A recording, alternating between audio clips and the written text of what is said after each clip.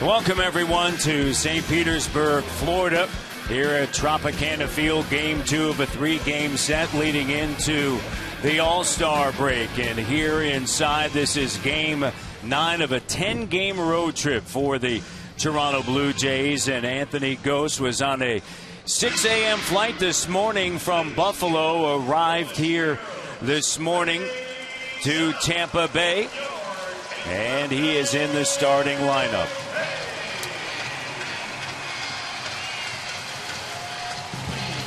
For the Toronto Blue Jays, Jose Reyes. Over the last 3 games, he is 9 for 15, a home run in 5 RBIs with 4 run scores. And how about Jose Bautista against Tampa Bay, hitting .385, 10 for 26, 2 home runs and 6 RBIs. The right-hander on the hill, Jake Odorizzi, Tabby, and Odorizzi will be pitching on his regular day here as they push back the lefty who is under the weather, David Price. Scheduled to pitch in tomorrow's game, but he'll pitch on regulation because of the off day on Thursday for the Tampa Bay Rays. His only career appearance against the Blue Jays was his Rays debut. That was back in May of 2013 at Toronto. He did not factor in the decision, but he did give up 3 runs in 5 innings against the Blue Jays. He's got a good arm. He came over from Kansas City in the James Shields trade. And the Tampa Bay Rays are really excited about this young pitcher that they have. There are his numbers for the year, averaging 10 strikeouts per 9 innings. Back on that May 20th date, he pitched against R.A. Dickey, and Dickey collected the victory for the Blue Jays. The outfield left to right, Geyer. Kiermaier patrols center field, and Zobrist to the right. Longoria, the Gold Glover. Escobar on the left side. of the right side, Sean Rodriguez, who put a scare into the Toronto Blue Jays last night with a 3-run home run at second, Loney at first, and the battery, Odorizzi and Molina, getting his 3rd consecutive start behind the plate. And whenever you talk about the Tampa Bay Rays defense, you got to talk about Evan Longoria. 6 seasons in the major leagues. He's never played on a losing team. He's been in the postseason 4 times. He's got 2 Gold Gloves, 2009 and 2010. Here is Jose Reyes. Reyes was a key factor in last night's victory as he picked up 3 base hits. He's now hitting .274, had 2 runs scored, and a pair of RBIs in the 4th inning. As the Blue Jays won it 8-5, they won 4 consecutive now against Tampa Bay. And Odorizzi, the right-hander, and the first pitch is outside. The right-hander once again, and this one is a strike. Mike Everett calling the balls in strikes. Sean Barber patrolling first base. Tim Timmons at second, and Todd Tichenor at the plate last night is at third. Popped in the air, and back at second base. There is the second baseman, Rodriguez, and there's one down here in the top of the first. Blue Jays offense, I think the last 3 games are starting to come out of their mini slump that they were in. They were really struggling as a unit, not hitting the ball very well. Now they're starting to put better at bats together. 11 more hits last night. Cabrera was 2 for 4 last night. Hit in the 3rd spot, moved up behind Reyes, the switch hitter, as Kawasaki is day-to-day. And talking to John Gimmons, they said, you know, if they needed a Kawasaki, they could certainly use him, but they want to give him some rest. And that pitch misses off the outside edge. Odorizzi is second behind Masahiro Tanaka among strikeout leaders, as this one is popped back out of play. For Major League rookies, Tanaka, of course, struggling right now with that elbow on the DL, has 135 strikeouts. Odorizzi, 109. And I think it's a safe bet that he's going to pass him at some point with Tanaka's problems. He's going to be out for a while with the small tear in the ligament. Last time he worked it was against Kansas City. Worked 6 innings, 6 hits, 2 runs, both earned. Pair of walks. He did have 8 strikeouts. And one of the things you mentioned, he was in the James Shields deal, as this one is hit slowly to first, and Loney backhands it over to Odorizzi covering. And it was Shields that picked up the victory Monday for Kansas City against the Rays. Bring in the sting.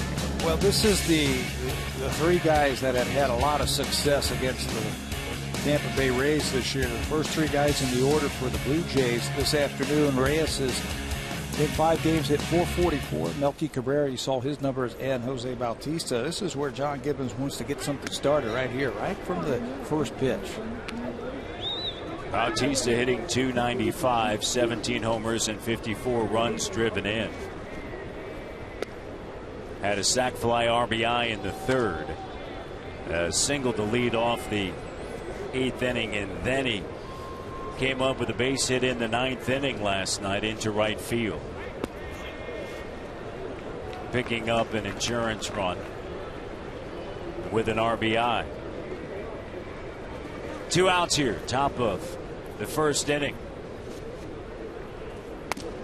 And the pitch is in there for a strike, and the count now moves to 3-1.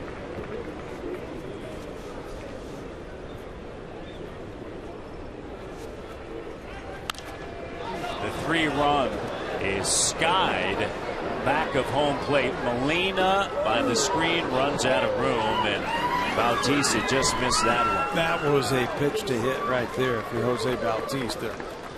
Fastball. 3-1. He challenged Jose and he fouled it straight back. We saw the great numbers that he's had against the Rays, and I bet you Jose wants that one back. We have seen him do damage on a pitch just like that over the years. Not that time. Odorizzi. And it's off the inside. And it's ball 4. Maybe he felt like he got away with one, so he's going to trick him that time. And Jose said, not today. And so here is Dan Johnson, the return of Dan Johnson to Tampa. Last night was his first appearance since hitting that tying pinch hit homer in the 9th of the 2011 season finale against the New York Yankees. Rays won that game and earned a wild card berth. And he looks at his strike there. Very patient approach. Walked 4 times, scored 3 last night.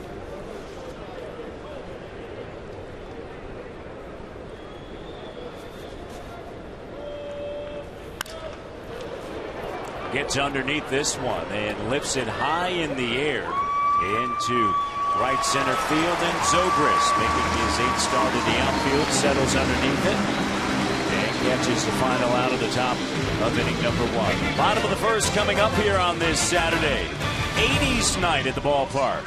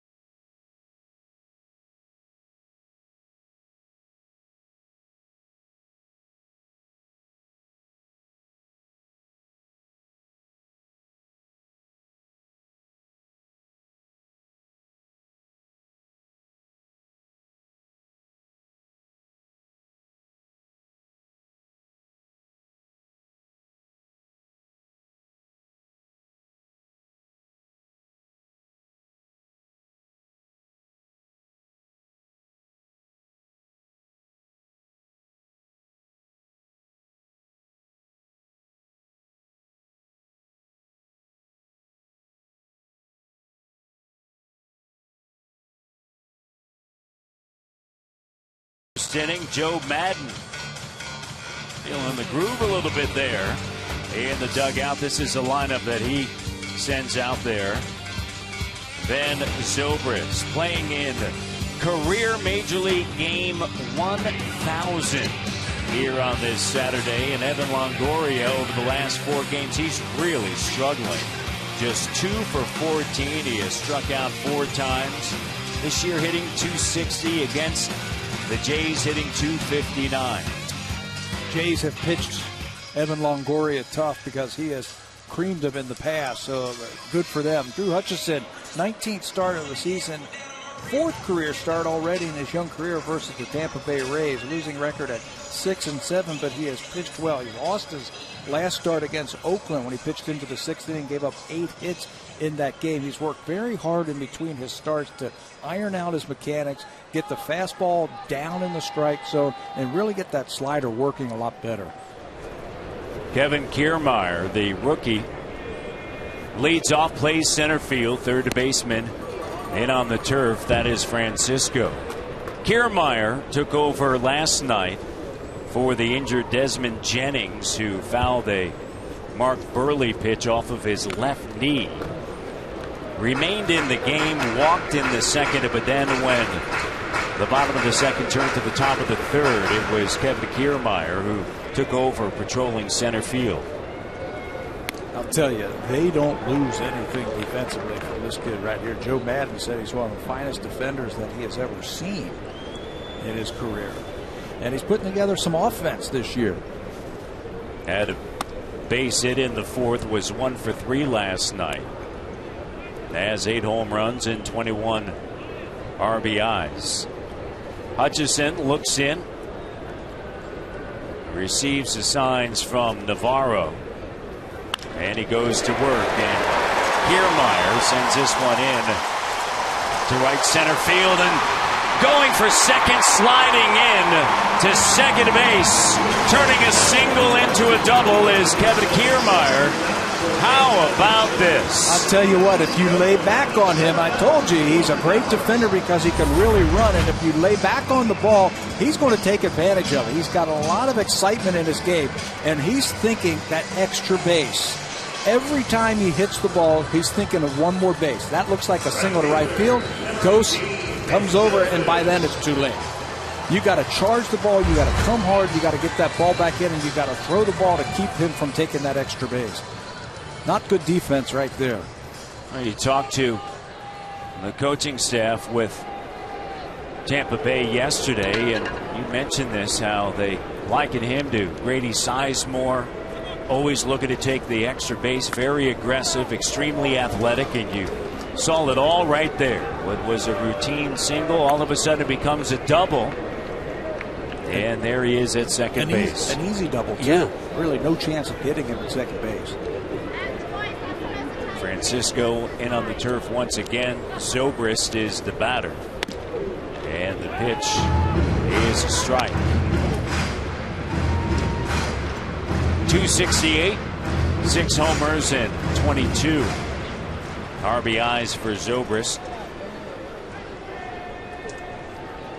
Hutchison out of the stretch, checks on Kiermaier once again, and now to the plate, and Zobrist in the air to center field. Rasmus is underneath it, and Kiermaier tagging up, and there he is sliding in to third.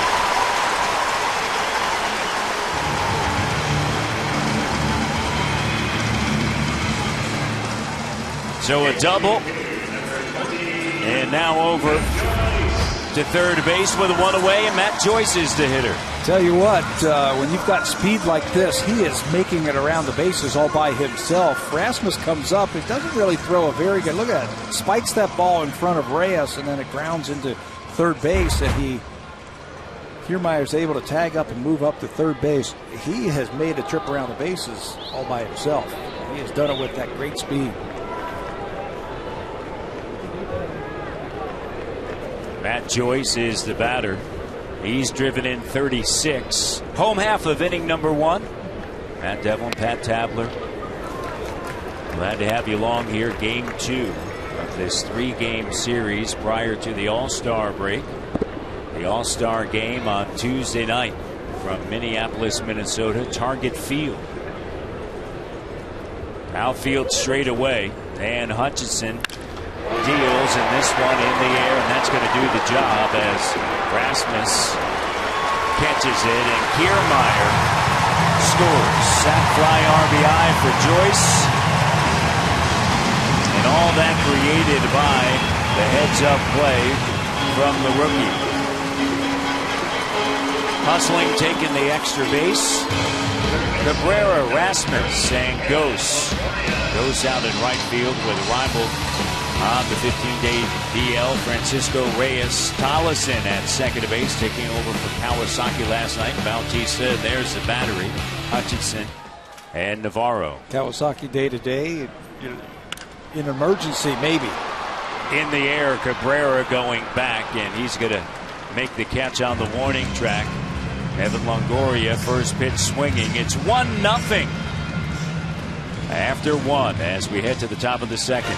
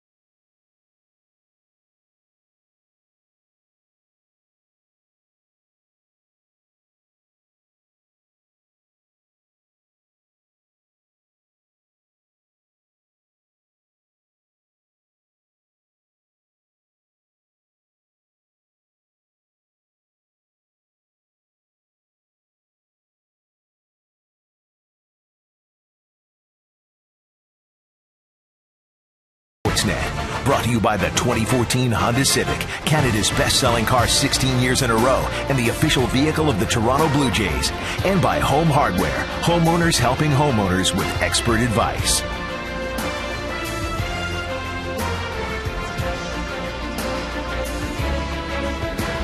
At the start of the day, Toronto 3 games behind Baltimore, and Tampa Bay 10.5 games out.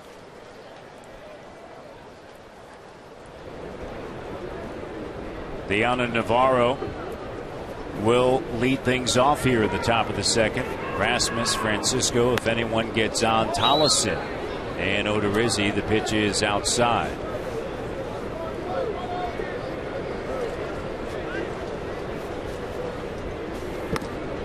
Navarro hitless last night, 0 for 5.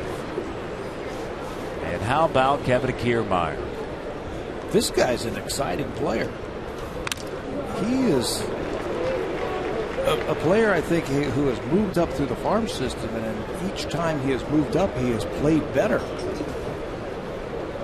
He's an electric player. We were talking, you and I, with Derek Shelton, who had Grady Sizemore in the minor leagues when he was healthy with the Cleveland Indians, and he was saying he reminds me of him because of the way he plays the game. Grady was the same way. You play the game hard, you play it right.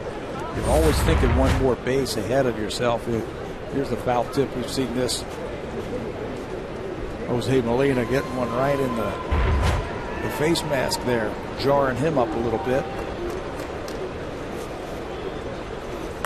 But it's amazing to have those guys at the top of the lineup when they hit singles like that. The excitement that they bring to your team offensively, it just gives everybody a jolt. And Navarro goes down swinging. Well, let's take a closer look at Jake Odorizzi and what he throws. And I don't know if we have enough fingers, if you're Molina, to put down all the stuff that he throws. Fastball, splitter, slider, curveball, cutter, changeup, a little bit of everything from Odorizzi. And I think he's going to cut that down as he gets rolling along in his career. That's just too many pitches to deal with right there. But he's getting better.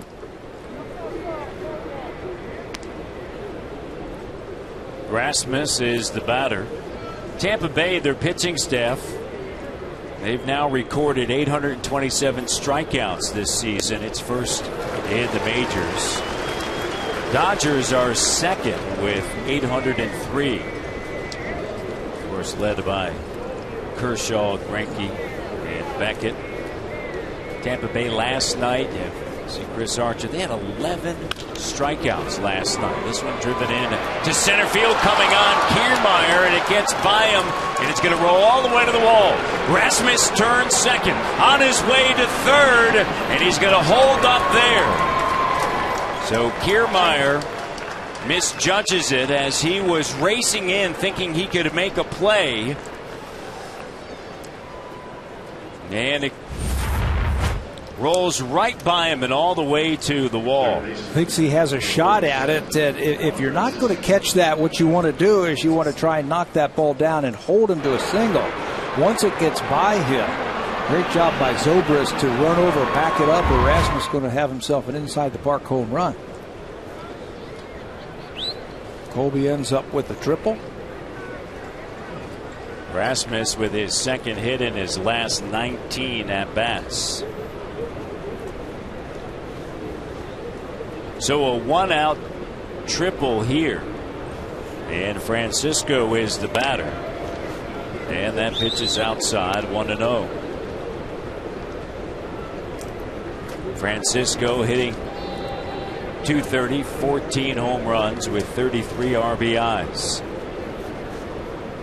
Struck out 3 times last night. This one high in the air.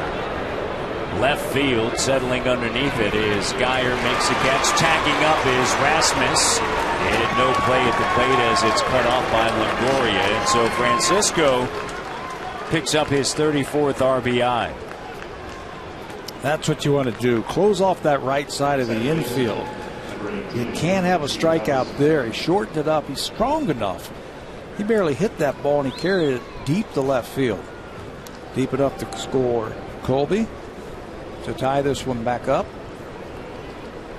Here's Tollison, the hero from last night for the Blue Jays.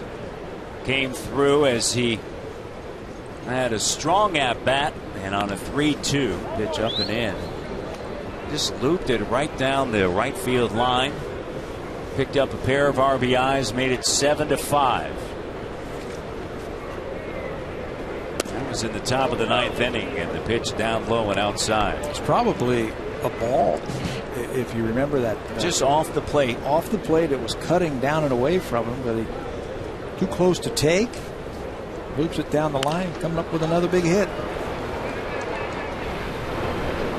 Escobar has a beat on it, and that's going to do it here in the top half of the 2nd inning. However, Rasmus with a triple and a sac fly RBI for Francisco, tied at 1.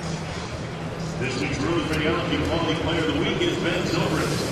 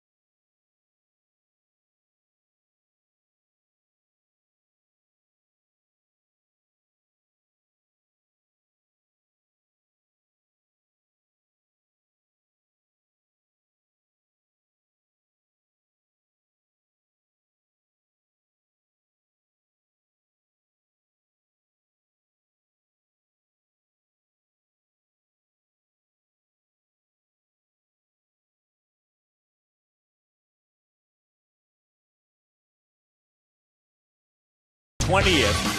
Blue Jays against the Rangers, 1:07 the first pitch. First 20,000 fans will receive a Blue Jays Tumbler Cup. Call 416-341-1234. Or head to BlueJays.com for more information. James Loney is the batter. Bottom half of the second inning, tied at 1, as Rasmus was able to tie it after a triple that got by Kiermaier in center field, and then a sac fly RBI off of the bat of Juan Francisco. Hutchison, and the pitch is fouled to right back. Last time on the hill, as you noted, it was against Oakland. In fact, it was going up against Jeff Samardzija in his ace debut.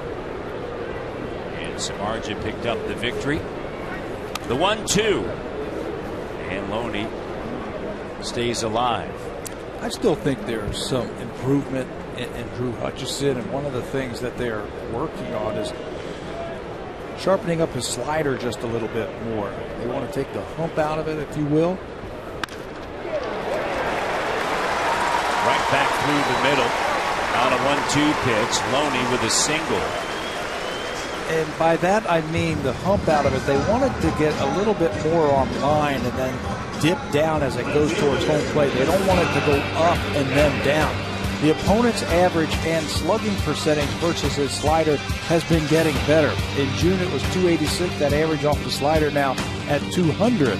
Slugging percentage, he's cut that more than half in the month of June. He's had great side sessions. They want him to move in and use that changeup just a little bit more to the left-handers and have a little bit better command with the fastball. But it's a process for Drew Hutchison, and you can just see him before your eyes getting better and better.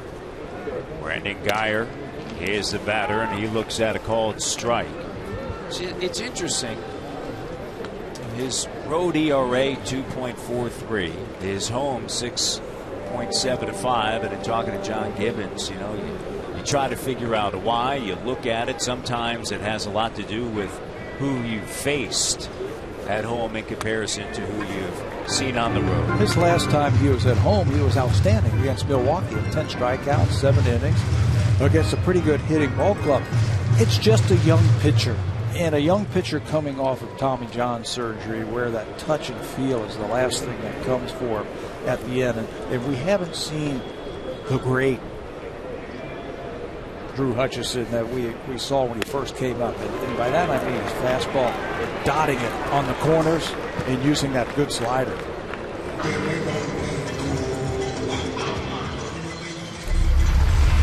Blue Jays on Sportsnet.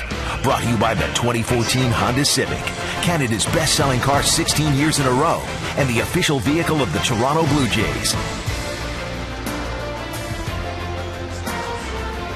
Guyer goes down swinging.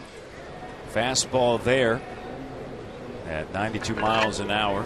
And there's one away over at first base. Loney being held on by Bautista. And Yunel Escobar is the batter. Second game back after returning from the 15-day DL. And he chases that pitch up in the zone. But there's a solution to it all. When you're home, just go ahead and stay at a hotel. Think that you're on the road, right? Get the bus to come by and pick you up. Wear your road jerseys. Exactly. At home, right? Order room service. That's the craziest thing. Whoever thought home road splits would be different? And if you're a pitcher, you should do the same home and road. It's just turned out that way. Who he's pitching against and how he feels that particular day.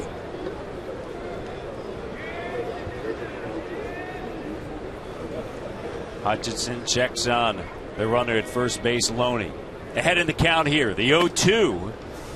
And the pitch down low and away. I just remember his first start of the season was right here in Tampa Bay.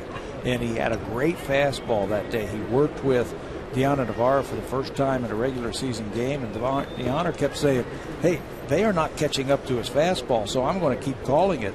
Pete Walker kept saying, you need to mix in some changeups and slider. He says, why? They're not hitting his fastball. Why change?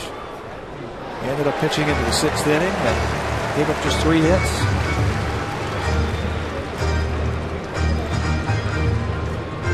Escobar 1 for 4 lifetime against Hutchinson.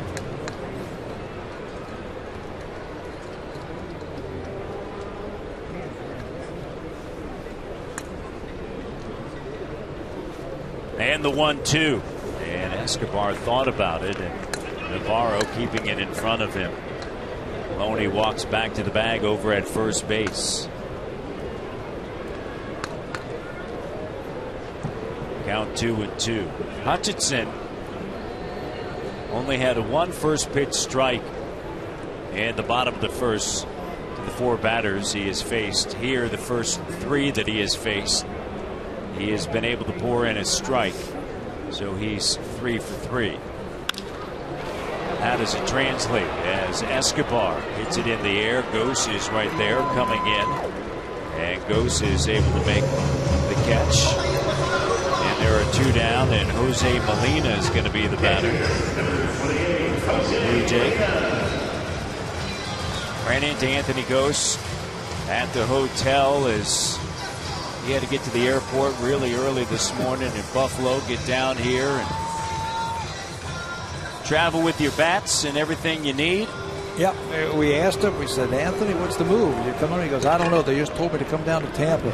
So he had a bag of bats and his equipment bag with him. Rode out on the shuttle from the airport, from the hotel to the ballpark today. Those are the kind of days where you just have great games because you're so tired and you're so out of it. You don't think about anything. You just make it simple. Play, yeah. See it and hit it. Hutchinson and Molina to right field, and cruising over toward the line there is Gose. His second putout of the inning. Leadoff single is stranded over at first base. We go to the 3rd.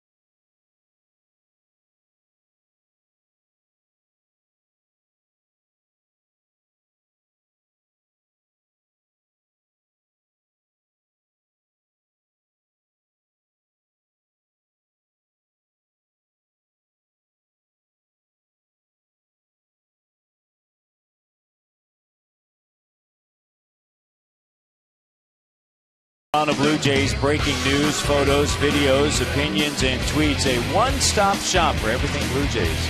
Blue Jays Rundown only on Sportsnet.ca. Mike Cormack. The Blue Jays flip the script at Tropicana. They were the ones who finally came up with the big base hit. I mean, it's just been awful here at this ballpark for the Blue Jays. Everything that could go wrong would go wrong. Last night, they struck out 11 times, but they had 11 hits and 8 runs to win the first game. And an excellent chance to finally win a series here.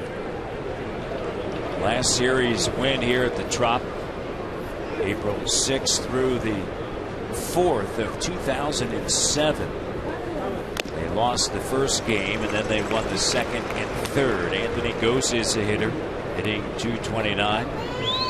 He's driven in 5. Last night, he was in the lineup against the Durham Bulls, AAA affiliate of the Rays, as this one is headed toward left field, and there is Geyer. And let's send it to Jamie Campbell with an update. Jamie? Now batting, shortstop, number 7, Jose Reyes.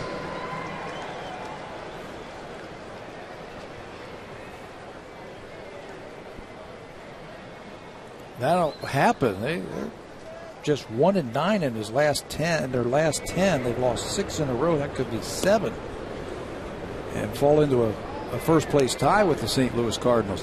I think that whole division with Milwaukee, St. Louis, Cincinnati, Pittsburgh is going to go down to the last week. All 4 of those teams are separated right now by just 3.5. Reyes in the air, and it's Geyer once again, and Reyes is 0 for 2, and there's 2 away here in the top of the 3rd inning. Cabrera makes his way to the batter's box. Joan Jett over the PA system here. It's 80s night at the ballpark. You going to stick around for the concert? I may have to. I may have to. Threw out today's first pitch, and now she's the guest PA announcer. I love rock and roll. And the pitch is a strike.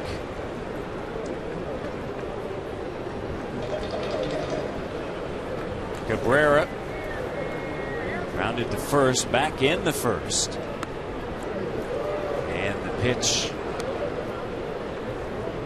just misses. 1 ball, 1 strike.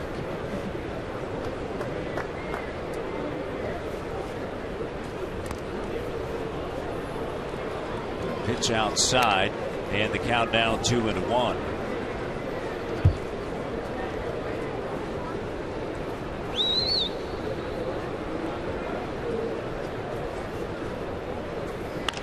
Cabrera drills this one, and it's just foul down the first base line.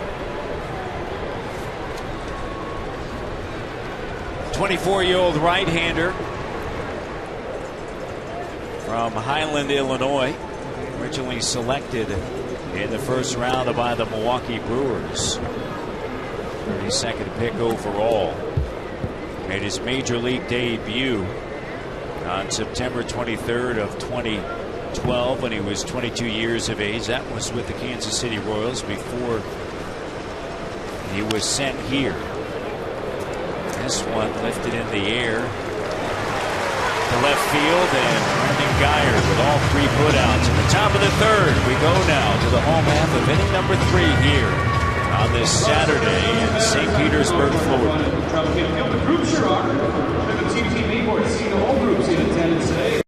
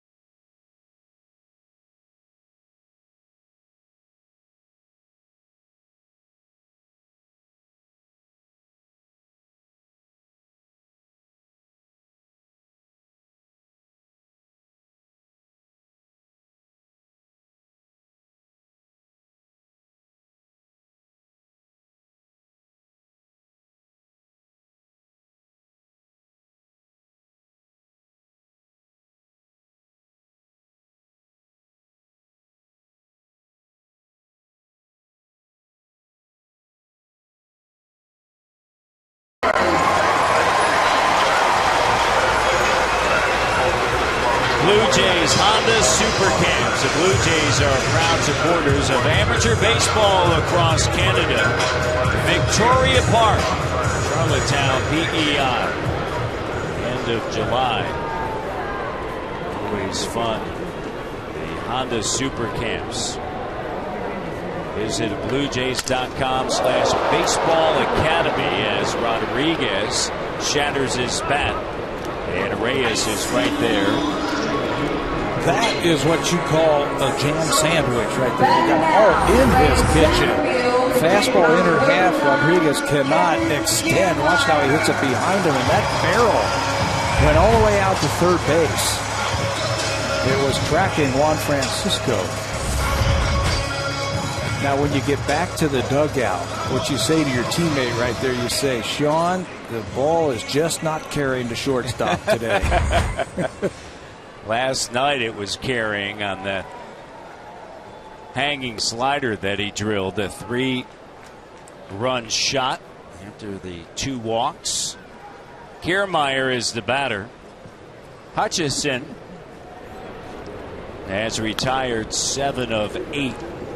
Loney with a single in the second. Kiermaier with a double in the first. He advanced to third on a Zobrist fly ball and then was driven in by Matt Joyce with a sac fly RBI. Responsible for the first run scored by the Rays. This one down the line, and it is curving just foul. Kiermaier is going to walk calmly back toward the batter's box. He was also responsible, I think, for the first run that the Blue Jays scored this afternoon. Yeah. Turned a single into a triple. His ball down the left field line comes very close to leaving the ballpark. Colby Rasmus hit what looked like a little sinking liner in the center field. Go for it. It went all the way to the wall for a triple. He scored on a sacrifice fly. His youthful exuberance got the better of him that time. Here's the 2-2. And the count now runs full.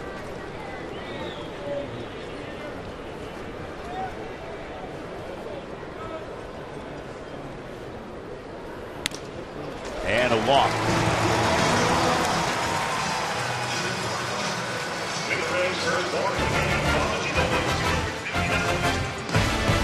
Save during the plumbing, cooling, and electrical expert sale. Only at Home Hardware and Building Center locations. Homeowners helping homeowners with expert advice.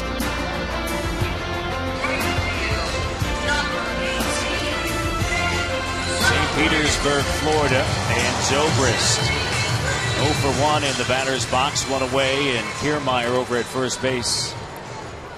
Hutchison allowed 3 runs or less in 2 consecutive starts. Has now limited the opposition to 1 earned run or less in 7 of his 18 games started.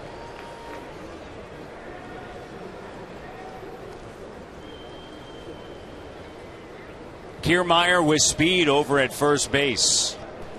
Well, he can run, but he's only 1 for 4 in stolen bases this year. So that's part of his game that needs some refining.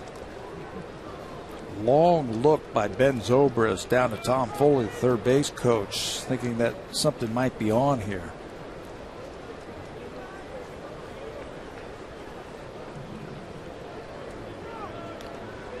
Checking in once again. And a lot of time for a young player. It's just learning the moves of the pitchers. Sure. He's getting back easy. He can take another half a step, I think, at first base. Leaning towards second, and Hutchison checks in once again. Bottom half of the third, tied at 1. Navarro kind of shrugs his shoulders looking over at the dugout. He's getting the sign from DeMarlo Hale on what they should do, pitch out. And the pitch outside, now 2-0. You know, you talk to baseball people all the time, and just the threat of a steal, what it could do for the batter and do to a pitcher. You split his concentration right now, and he's thinking about the speed of Kiermaier over at first base, he's liable to hang one or lose his release point. Even more important, fall behind that hitter at the plate, all because of that guy's ability to steal a base. Yeah, it's interesting. It's 80s night, and you think back to the 80s and how teams like St. Louis and Kansas City, they lived on speed with the turf and the way they played the game. And Ricky Henderson. Yeah, Ricky Henderson. And then it went away, right, with the power surge. And you think about the game today, and obviously a lot of the power isn't there. Do teams start going back to that? And the pitch outside. Consecutive walks now. So concerned with Kiermaier over at first base. He bought a couple of more fastballs for Zobrist, but just lost his release point, and I think that's why Pete Walker is going to make his way out there. I had a talk with Hutch. Do you think that you could see that a little bit more, Tabby? Teams kind of going back to some of that? I think the pendulum will swing back towards the middle. I think the 80s, everybody was running bigger ballparks, a lot of AstroTurf fields, and then all of a sudden the quote steroid era in the smaller ballpark. I think you have to have a balance of both, don't you? I think you can't have one team that just runs and another team that just hits home runs. I think you have to have a little bit of both to be a contending team. But I'm with you with the speed. Speed's never going. It never goes into slump. Matt Joyce is the hitter, and after the visit, Hutchison deals, and the pitch is whipped right to the third baseman. Got him at third, and Francisco fires over to first, hugging the line, and Francisco takes a cue shot and steps right on the third base bag. Wow, that could have been really dangerous right there. Great decision by Juan Francisco to pick that ball up. That thing is spinning. He gets his foot planted on the base, catches the ball, so Kiermaier's out at third, and then tries for the double play. That ball, when it left the bat, was going foul. Cued right back. After two consecutive walks, Joyce jumps at the first pitch, and Longoria looks at a strike. And after the visit, Hutchison is in business. 2 outs, runners at first and second. Right-hander comes set, looks back at second, and this pitch is driven deep down the left field line, and it is foul. Long strike. Still quick in the inner half right there, Longoria. He's got that ability to take that inside pitch and keep it fair. That time, just a little bit too quick.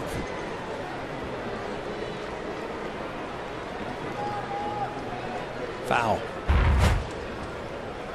Runners at first and second, 2 away, and Hutchison deals outside, and it's 1-2. I think that was a slider that you're talking about.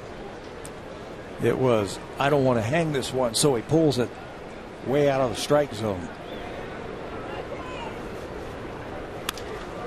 On the ground, Reyes scoops it up, fires over to first, and that'll do it through 3 innings. Tied at 1 here, St. Petersburg.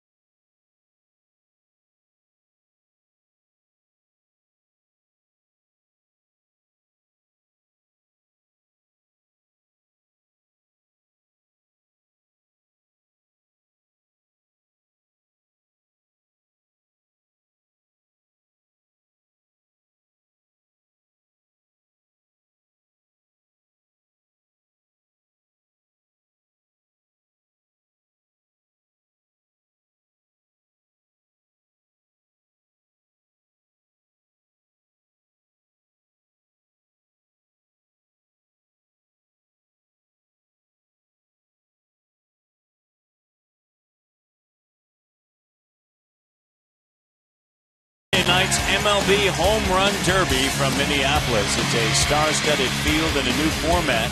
The MLB Home Run Derby exclusively on Sportsnet Monday night starting at 7:30 Eastern.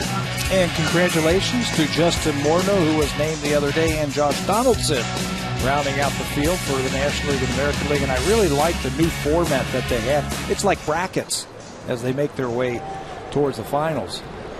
That should be a lot of fun. Bautista, Johnson, Navarro here in the top of the fourth inning. Odorizzi, and the breaking ball is a strike.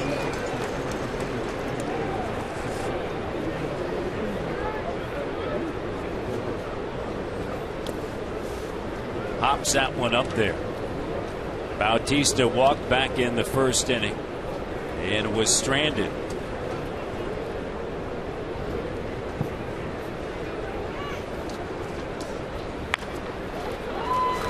The shift on, and the second baseman Rodriguez fumbles it and throws it away. And let's send it to Jamie Campbell for an update.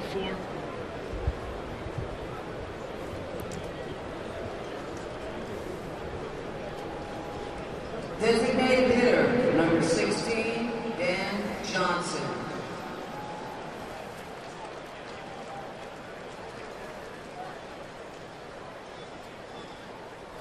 Orioles and the Yankees. It's one of those situations you're looking, if you're the Jays, for a little bit of help, but right behind you,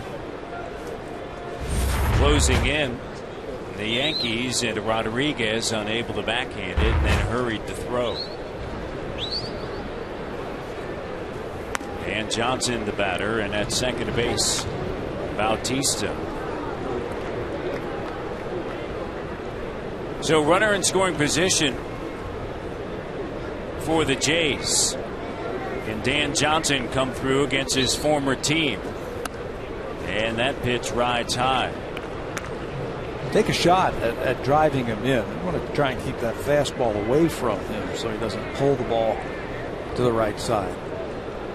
How about this? Last three games with runners in scoring position, Toronto hitting .314. Last night 6 for 11. Check swing. That's going to work. That is going to work. It's a base hit for Dan Johnson. An infield base hit, and Bautista moves over to third base. Little check swing. You know, you talked about the ability to hit with runners in scoring position. As you see this out into no man's land, base hit. I think they're hitting better with runners in scoring position over the last couple of days because their approach at the plate has been so good. Thinking about back through the middle, they're taking more pitches. They're not going up there hacking away like they were in their slump. They're having better at bats. Navarro struck out in the second. Runners at the corners. Bautista with a lead at third. Johnson close to the bag at first, and Odorizzi with a pitch high. The previous 5 games, 0 for 21 up until the last 3. And an opportunity here, and a visit now. You know, things were moving along last night for Chris Archer through the first 2, and then all of a sudden Rasmus with a first pitch fastball base hit, and then things all of a sudden just slowed down immensely for the right-hander. And Odorizzi, things here starting to slow down a little bit with runners at the corners and nobody out. They really take their time, the Tampa Bay Rays, when guys are on base, and really focus and try to execute pitches and getting out of these tough situations, and that's why the games slow down. I think the message right there from Jim Hickey, the pitching coach, was, hey, look, Jose Bautista is on first base. He got on through an error. Ball wasn't hit very hard. Johnson got on a infield hit on a check swing. There's nothing you can do about Bautista. Let's concentrate on the guy at the plate right here. Get a ground ball. We'll trade 2 outs for a run. The shift on. The only infielder on the left side is the third baseman Longoria. Escobar on the second base side of the bag. Filling the hole is Rodriguez. His error allowed Bautista to go to second base. And the pitch swung on right back through the middle. Navarro beats the shift. And a base hit, and runners at first and second. There's Picks another up the RBI. very good approach right there with runners in scoring position. How about right back through the middle? Deanna's been doing this all season long. Comes up with another RBI back through the middle. That is his 37th. Bautista crosses the plate, breaks the tie.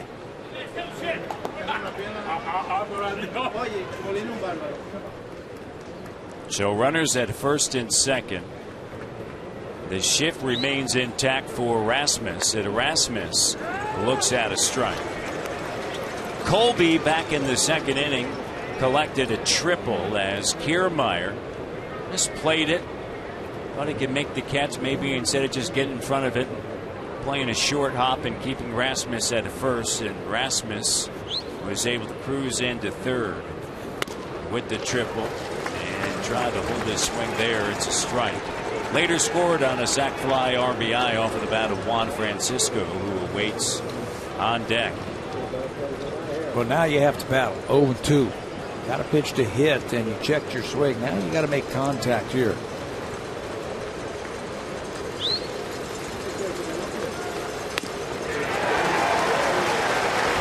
Unable to do it. And the second strikeout for the right-hander, Odorizzi. Odorizzi just reached back for a little something extra. He wants to get that fastball above his hands. He is able to do that, and Rasmus swings right through it. Well, Rays pitchers have been striking out batters. You talk about the 828 strikeouts now. Only two teams in baseball history, the 2013 Tigers, 2012 Brewers, recorded more strikeouts by this point in a season.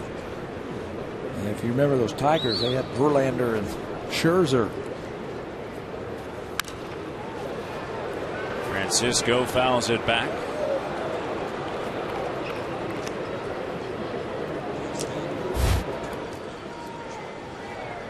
You see the staff strikeouts in a month. And for the Rays, 287 in the month of June. Yeah, this was just for the month of June. They set a big league record. That June strikeout total. Francisco chasing that tie. Down to the count. Runners at first and second base. The shift still there for the last three hitters.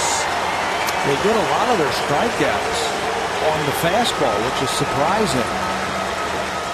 Here's the 0-2. There's chasing another it. one. He struck out Colby Rasmus with a high fastball in a tight situation, and then comes right back with another high fastball to Juan Francisco to send him back to the bench. High cheese, that might have been out of the strike zone.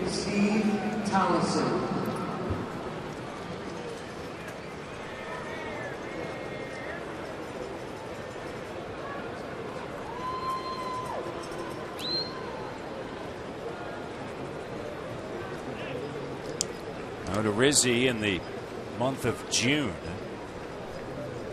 ranked 8th in the American League in ERA. On the left side, going over to second base for the force out there,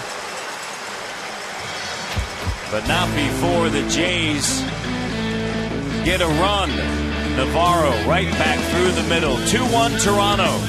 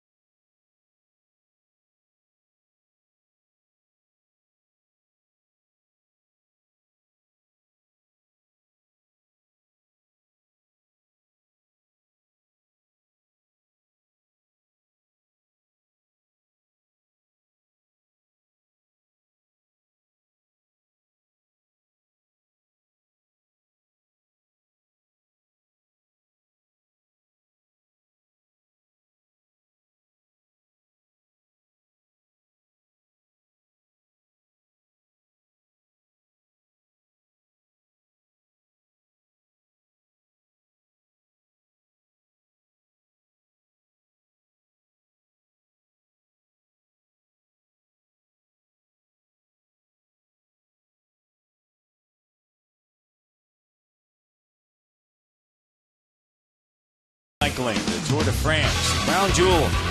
Sportsnet Summer of Cycling coverage continues tomorrow morning at 8 a.m. Eastern on 5 Sportsnet channels. Loney, Geyer, and Escobar. Loney with one of the 2 hits off of Hutchison.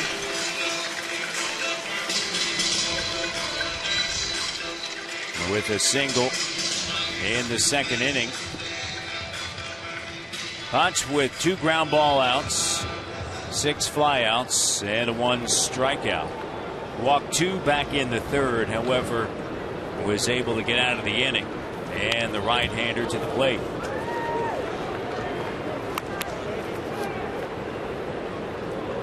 Blue Jays lead it 2-1, and they've had success in the following inning. Yeah, an inning after Toronto scores, Hutch has done a good job of shutting down the opponent. He's done it 18 out of 22 times.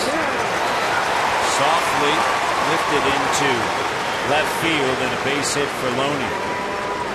So he's been aboard now 2 times, 2 for 2. And Geyer, who struck out back in the second inning, is the hitter.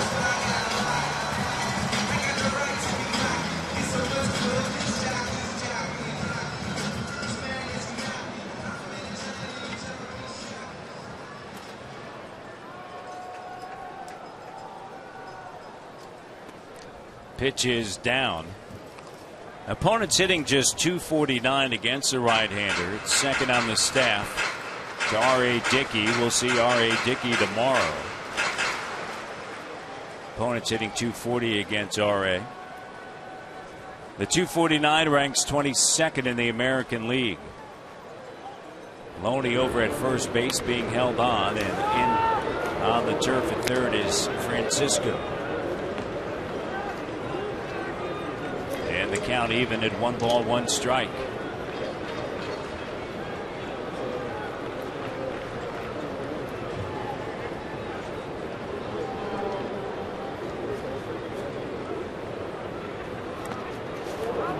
Geyer attempts to lay down the bunt, and it catches Navarro, who pops back up and trying to walk this one off, takes off the mask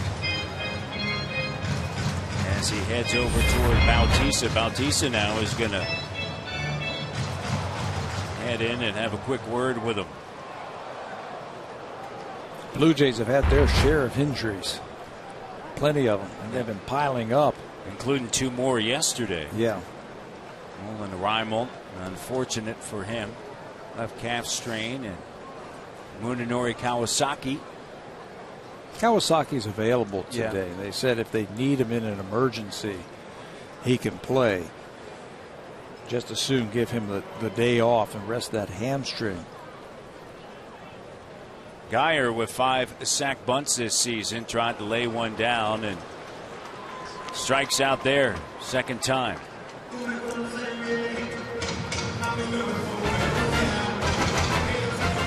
Finger cooked tonight. Order from over 100 menu items at bostonpizza.com. Proud partner of the Toronto Blue Jays.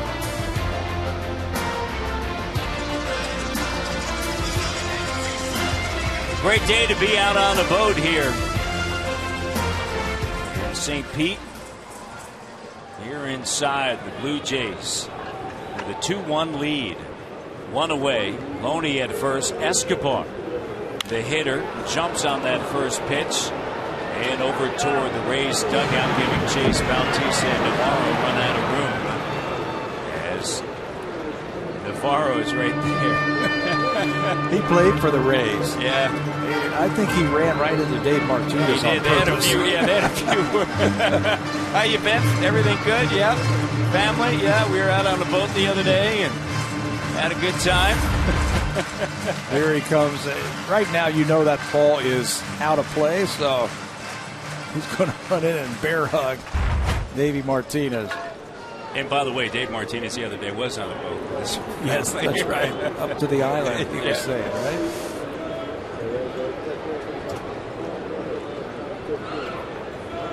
Escobar awaits, and Hutch deals.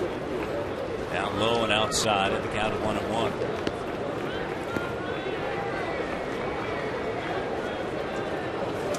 Escobar last night in his first game back was 1 for 3, flew out to center in the second of the fourth, had a base hit in the sixth to lead things off, and was stranded at second base, and he walked in the seventh when he faced Justin McGowan. He singles through the left side. They had runners at first and second base here for the Rays, and Jose Molina is the hitter. Well, they miss his bat when he was on the disabled list, the Tampa Bay Rays. They missed his bat. They wanted to get in there as quick as possible, missed the minimum 15 days, and came through, swinging the bat a little bit better. You know, Ben Zobrist did an excellent job at shortstop in replace of Escobar. Escobar sidelined on June 24th with a sore right shoulder. The Jays were able to beat the Rays last night 8-5, and the Rays, you know, they had a lot of success when Escobar was on the DL. They went 11-4. Molina. Runners in scoring position this season, just 4 for 43. 14 punch outs, and we don't want a strikeout right here. We want a ground ball. Blue Jays looking for that ball on the ground to get the double play. Play Dev back through the middle. Molina will look early in the count for a ball in that he can pull to try and drive in the runs, but the deeper he gets into the counts, he's going to try and serve that ball to right field. Cuts down his swing a little bit and shoots the ball the other way. Softly towards center. Rasmus a long way, keeps it in front of him. Being waved around. They play at the plate, not in time, and Loney scores. Molina pokes it out toward left center field. Rasmus was playing him toward the gap in the right center field. So a bundle of ground to cover for Colby. You know, we have seen a lot of these balls falling in now. This ball off the end of the bat by Molina. Slider down and away. Takes the full swing. Hits it off the end of the bat. And then Colby just cannot get there. He does a good job of knocking that ball down, keeping it in front of him. Right here, the throw goes through. Molina, if he was heads up, would have been on second base. There's no cutoff man there. And Molina was halfway between first and second, and then decided to go back to first base. Heads up, he would have been at second.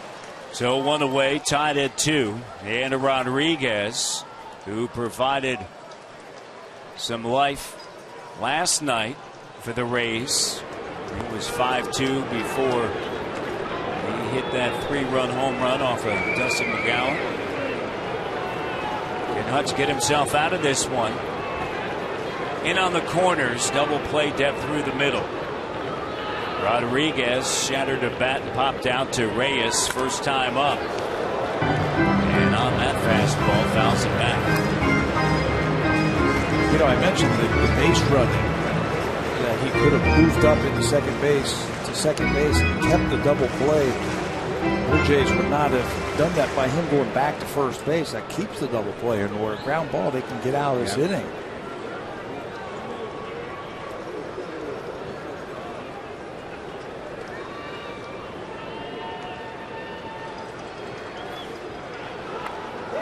The bunt, and it's foul down the first base line. You saw Molina hustling over towards second base. Rodriguez trying to push it that way. That's a play that the Rays have really made famous in their nice little run right now that they have had. Molina takes off, and it's a safety squeeze. You want to bunt it to the first baseman. The runner at third base sees that the ball's down and he can come on home and he'll score. They'll give it out for a run. They have run that more consistently and better than anybody in baseball over the last 6 or 7 years.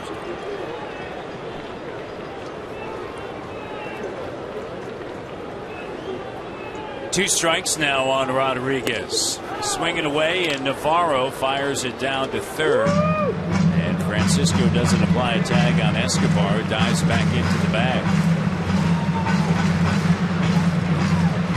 Still a double play depth through the middle. Francisco even with the bag at third. Bautista right behind Molina at first. Outfield straight away for Rodriguez. Hutchinson with the 2-2, swing and a miss. Down and away, and Rodriguez a little bit anxious that time as he strikes out, the third strikeout for the right-hander. That was the slider, something that he has worked on it, and it gives the illusion to the batter that it's going to be a fastball down and away. And if you stay on top of that ball, you get that type of movement right there. You keep it on that hitting plane, and then right at the end, it dips down underneath the bat, and you'll get a big strikeout. Comes up big there against Sean Rodriguez.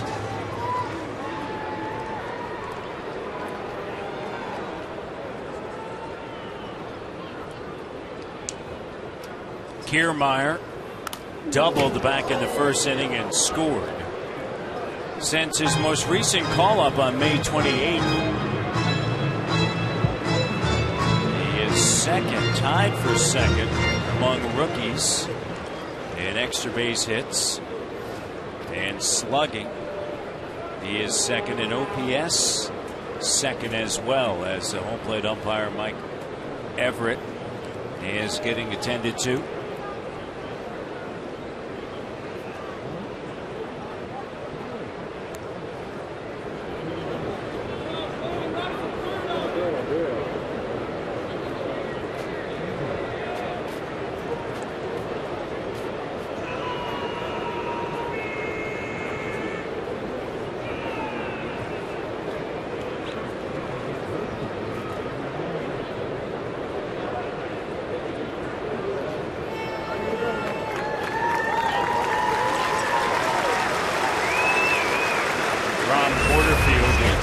Athletic trainer for Tampa Bay.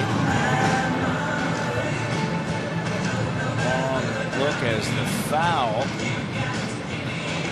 ball right off of the mask. Mike Everett.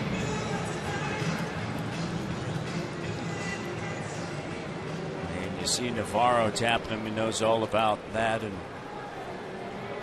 both Navarro and Everett using the old style mask.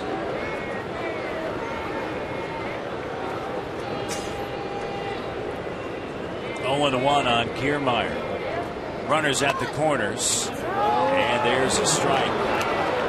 Kiermaier thought he was a little bit down in the zone. It's a good pitch. Ball's right there, right where you want to throw your fastball. One up and in, one down and away.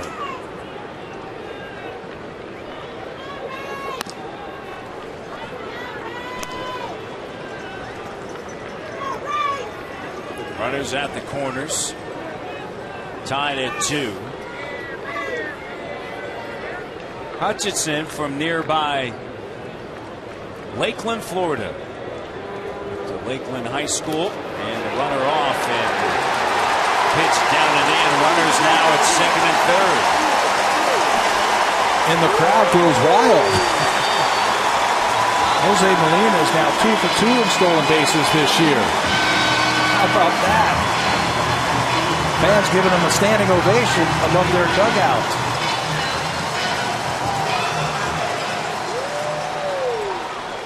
Hutchinson now has to deal with a runner at second and third. And the 2-2.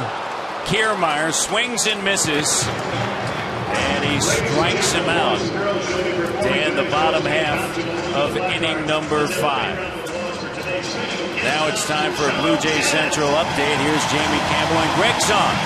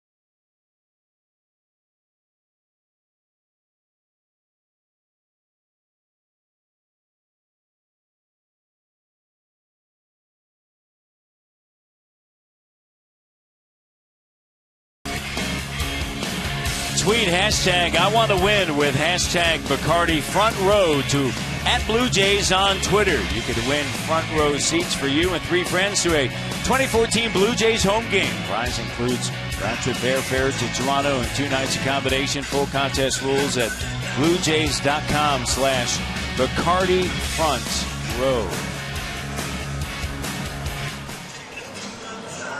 Ghosts. Then back to the top of the order, Reyes Cabrera, if anybody gets on Jose Bautista. Last night, Ghosts was 2 for 4 against a AAA affiliate of the Tampa Bay Rays, the Durham Bulls. Durham won 4-2 in Buffalo. As Ghost lays down a bunt, first base side, scooped up, over to first base, just got him. And a good idea by Ghosts, but Odorizzi able to get off of the mound in a hurry to get him at first. You see what Odorizzi did right there? He created a lane for himself to try and throw that ball. His momentum was taking him to the line, and he stopped on a dime after he caught the ball, flipped it over to Loney, and Loney did a good job. Loney's an excellent first baseman. Did a good job of picking that ball before Ghost got there, but not a bad idea by Anthony to try and get something started here. Jose Reyes looks at a pitch. It's called a strike.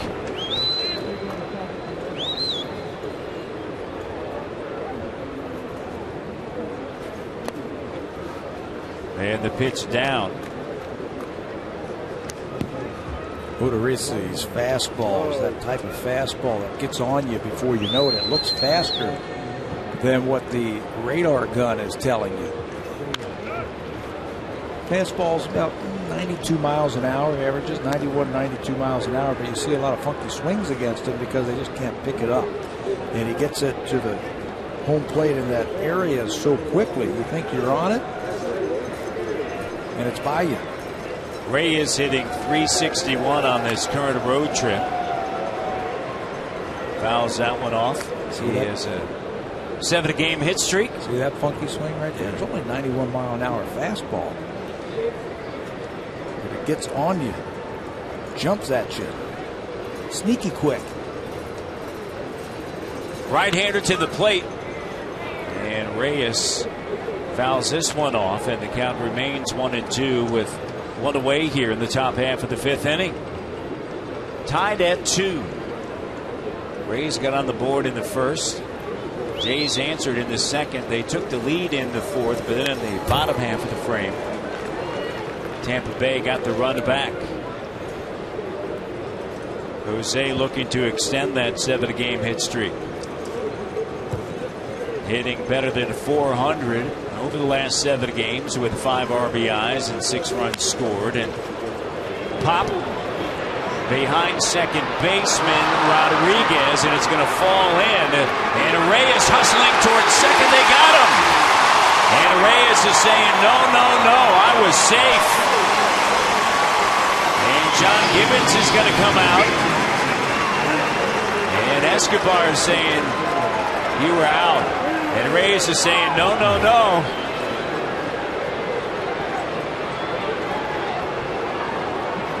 Gibby's still buying some time trying to figure out who made the call. The second base umpire is the one who went out to look at the play. And they rotated over. Like Todd Tichenor was the one who made the call at second base. So Gibby is now positioning the umpire where he wants to have him take a look at this. And it looks like they're going to review the play. So John Gibbons out there to say, let's review this.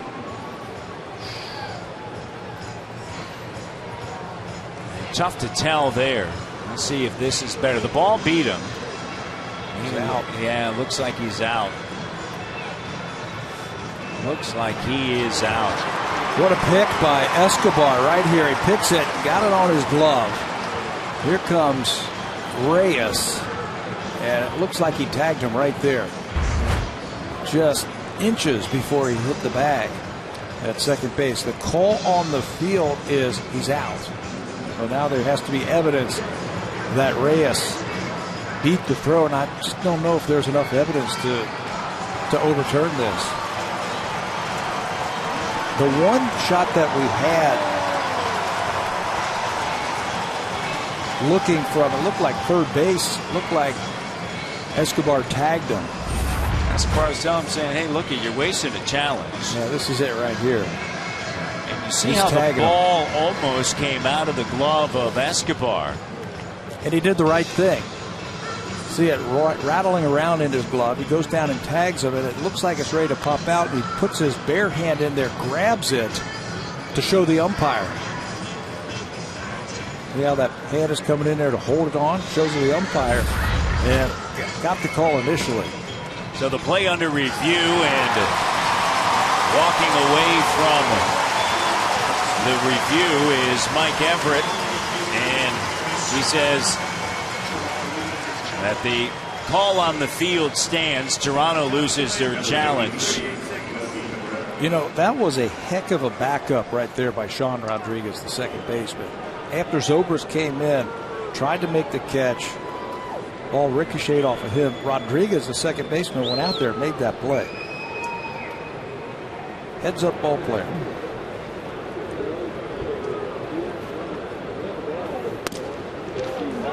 Cabrera.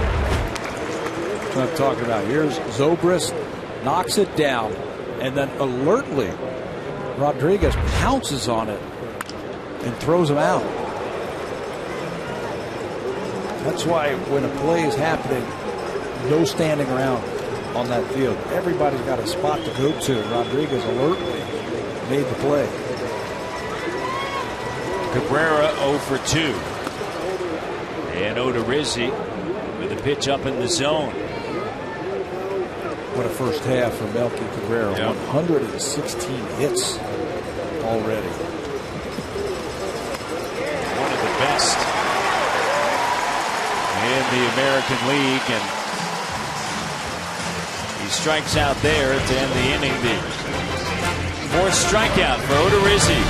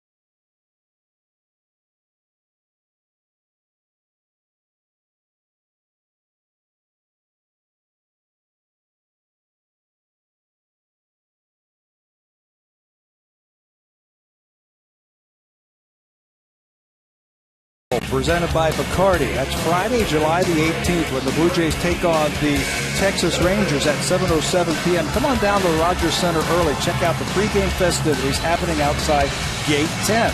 Win great prizes, enjoy the live music, and a licensed area. Gates open at 4:30. Call the Blue Jays at 416-341-1234 or log on to BlueJays.com. Those are always fun, Matt. Those Friday fan festivals. Well, here on this Saturday, Zobrist to begin things in the bottom of the fifth inning on 80s night at the ballpark. Francisco in at third. Hutch deals, and the pitch is a strike.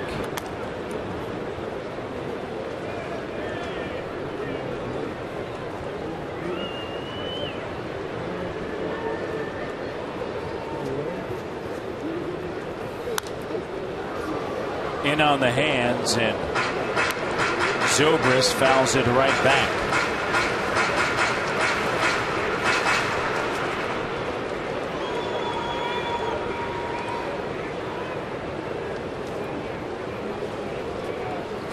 Drew Hutchison, not born in the 80s, born in 1990. August 22nd of 1990 in Lakeland, Florida. Still resides there.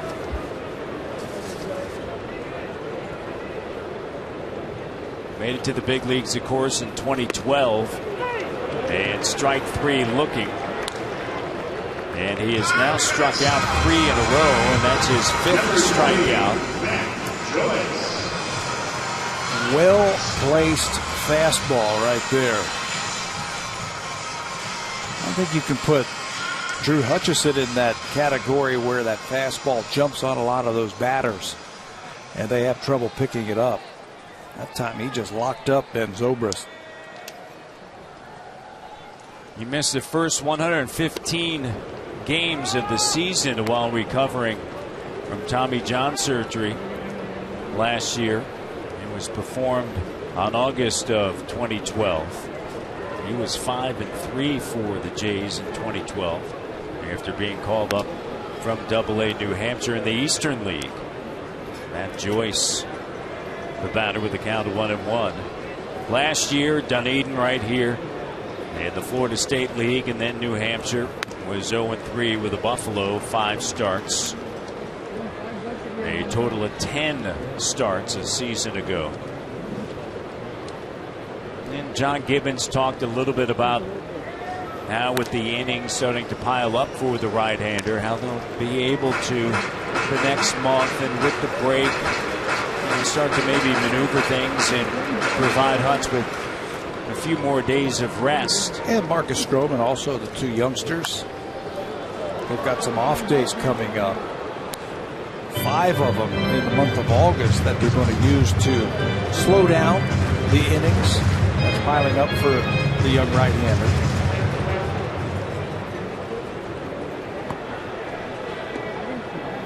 Working here in the bottom of the 5th.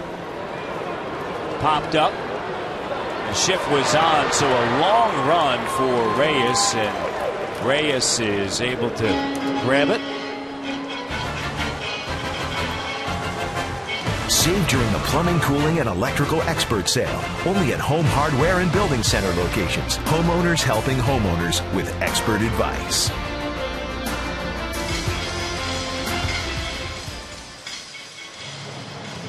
Hutch has worked 105 innings entering today.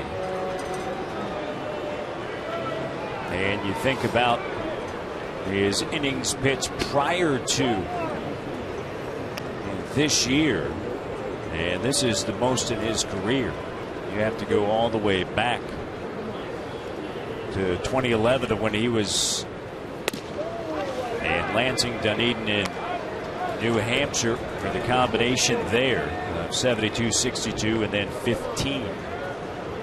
Before he got injured, he made those 3 jumps in one season. His pitching coach, Pete Walker, in AA. So Pete knows all about Drew Hutchison. They have worked a long time together. And you can just see the work is paying off. His slider is better today. One of the things they wanted to clean up, it all has to go with his delivery. Delivery is much better. Longoria fouls it off. 1-2, 2 outs.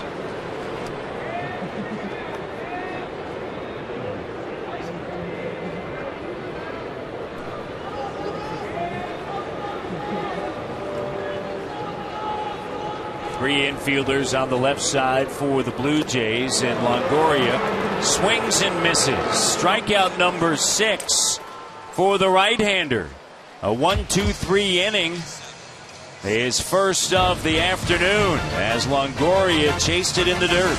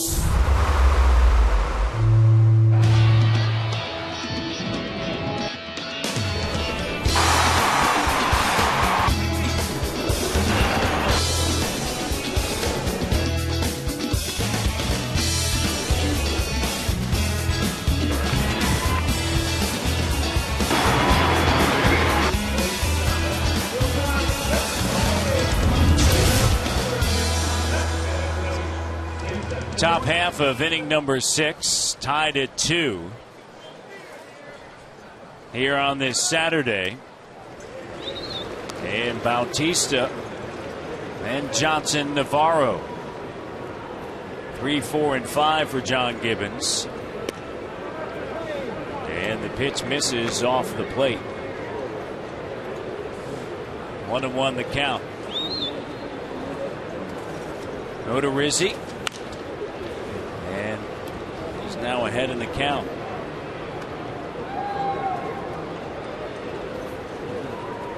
Five-time All-Star Jose Bautista will be in action on a Monday night in the home run derby.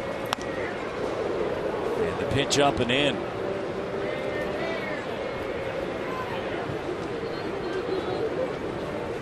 He's reached base safely and now 81 of his 88 starts. And this time he goes down. 5th strikeout for Odorizzi. Pitchers are starting to take over in this game, piling up the strikeouts. Good sequence there from Odorizzi as he goes upstairs. They get Jose 92 miles an hour, but again that ball gets on you quickly. And Jose can't pick it up. A little bit of a late hop there as it was coming in. Dan Johnson 1 for 2, infield single in the 4th and a strike. We were talking last inning about the Rays piling up the strikeouts, and they do it mostly with the fastball. That was a pretty good fastball to get Jose Bautista. Joe Madden was talking about that. He said big league hitters will pick up the fastball. Your pattern that you're throwing a lot of them. There's another strikeout. He said the well-placed fastball is where you want to go. Location is still very important. And right now, Odorizzi and Drew Hutchison's location's been outstanding. Look at this one. Pulls the string on that off-speed pitch to get Dan Johnson out in front. That's 3 in a row for Odorizzi.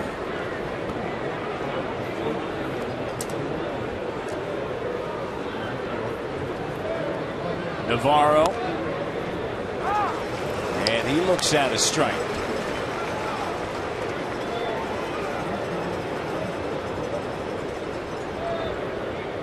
His 11th home start. The splits are the exact same, aren't they? Home and away, 248 at home, 248 on the road.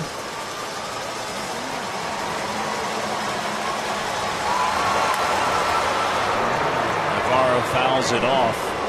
His record at home 2-4. Record on the road 2-4. The ERA, the difference, 0.73 to 6.10. 26 earned runs on the road to 17 at home. It's 8 road starts.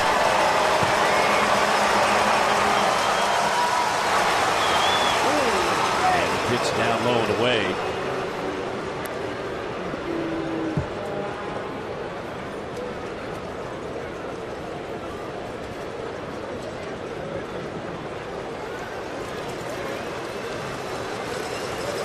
Opponents hitting just 199 against him at home. On the road, 312.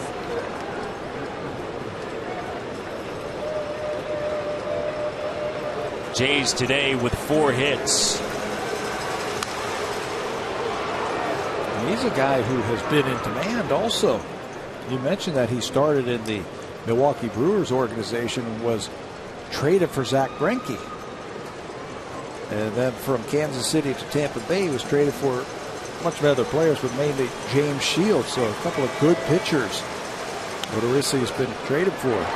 Backhanded by Loney. He'll step on the bag in a 1-2-3 inning for Odorizzi. Tied at 2.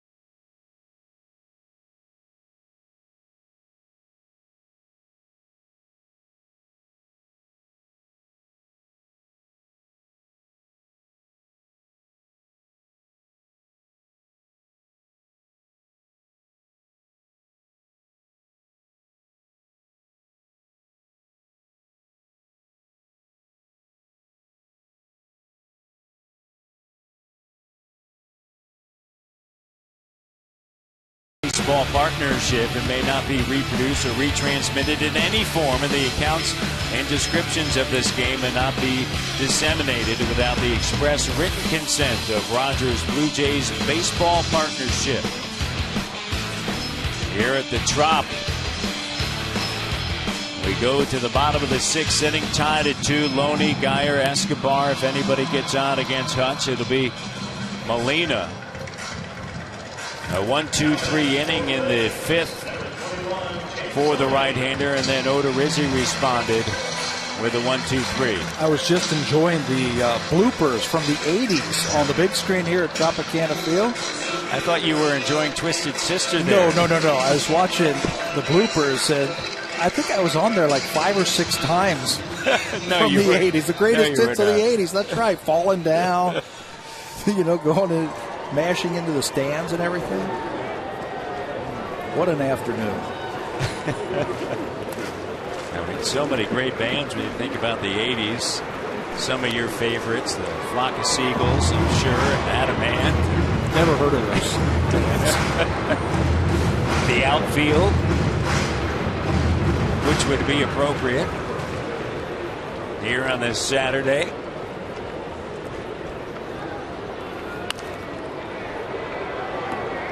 Fouled off to the left side. Third time that Loney has led things off. And he is singled. Hutch has got to figure him out right now. A changeup, I think, would be a good pitch for him. He hasn't shown too many of those. Singled both times. There's fastball in there.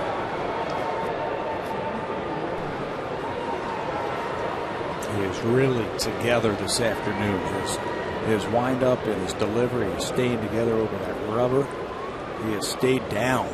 Look where those pitches are. All of those down in the strike zone. He gets in trouble when he starts leaking towards home plate.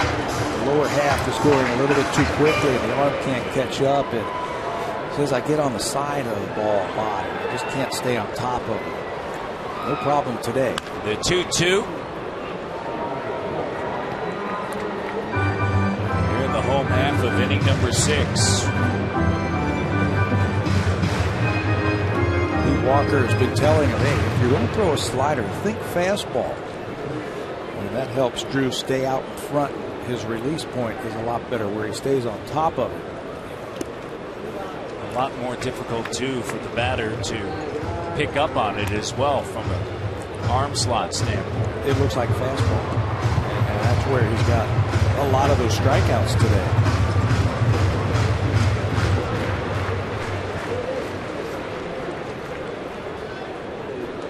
Full count. And the pitch is high.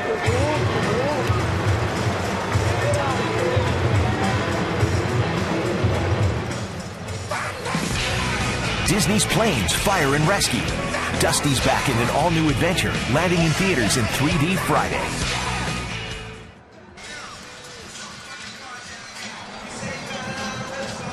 Loney on base for the 3rd time here in game 2 of a 3-game set.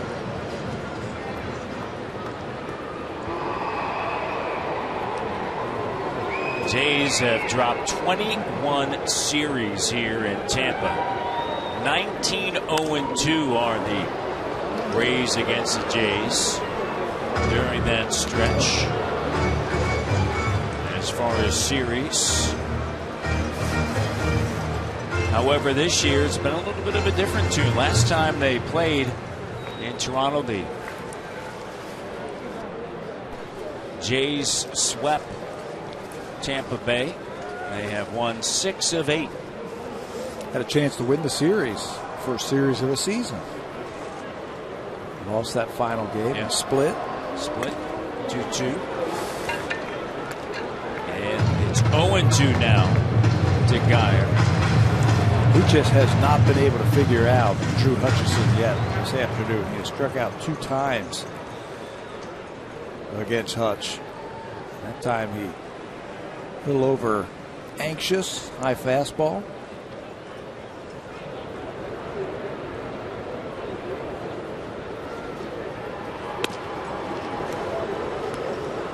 Spent last season in Durham AAA, hit .301 with 7 home runs and 41 RBIs. 15 games in the bigs in 2011.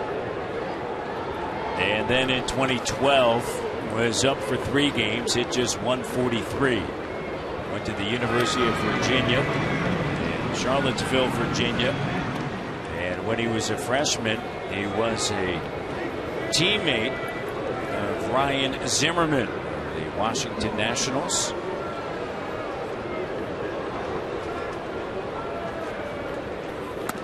And a fastball up and in.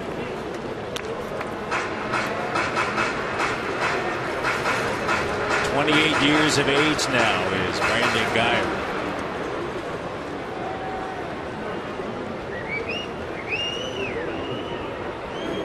Struck out, as you mentioned, Tabby, the 2nd and the 4th. Leadoff walk over at first base. And this one fouled straight back.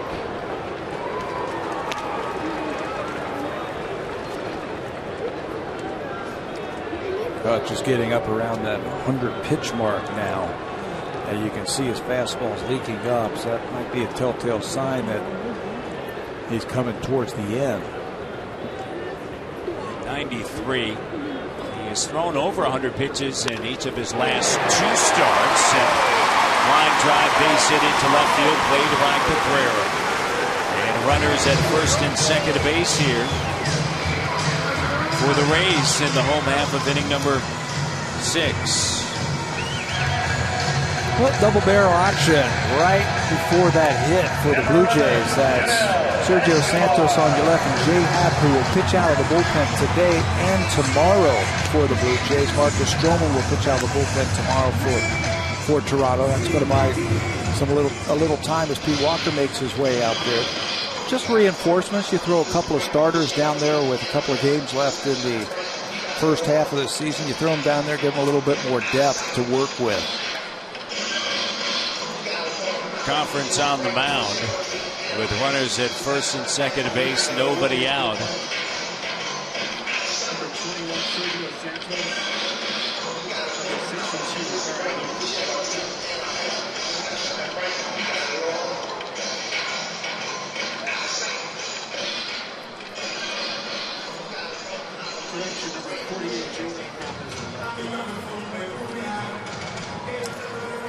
First and second, I don't expect the Tampa Bay Rays to sacrifice here.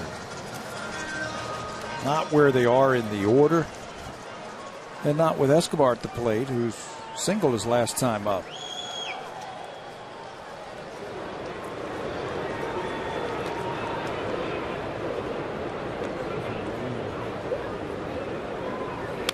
After the meeting, and the first pitch is fouled off. Rays over the last 5 games, including today, 7 for 31 with runners in scoring position, 1 for 6 here in the second game of this 3-game set. Loney a leadoff walk. He's at second. Guyer, after striking out twice with a base hit into left field. Escobar singled in the 4th, was stranded at third. Still think they're going to bunt. You see Bautista in front of Guyer anticipating a bunt, but I just don't see that happen.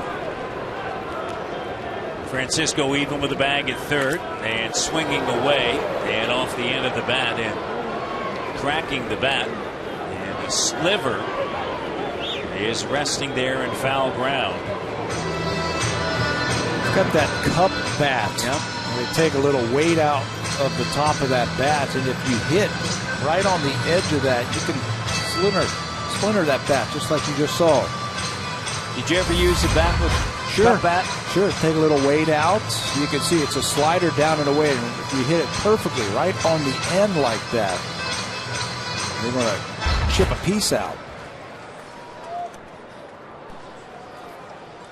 That one doesn't look like a cupped bat that Escobar has up there. Maybe it's the heavier one.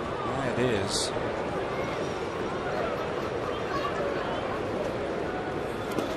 And a breaking ball down low and away. 1-2 the count. 2 on in a 2-2 game. Outfield straight away. Bautista back of the runner at first base, Geyer.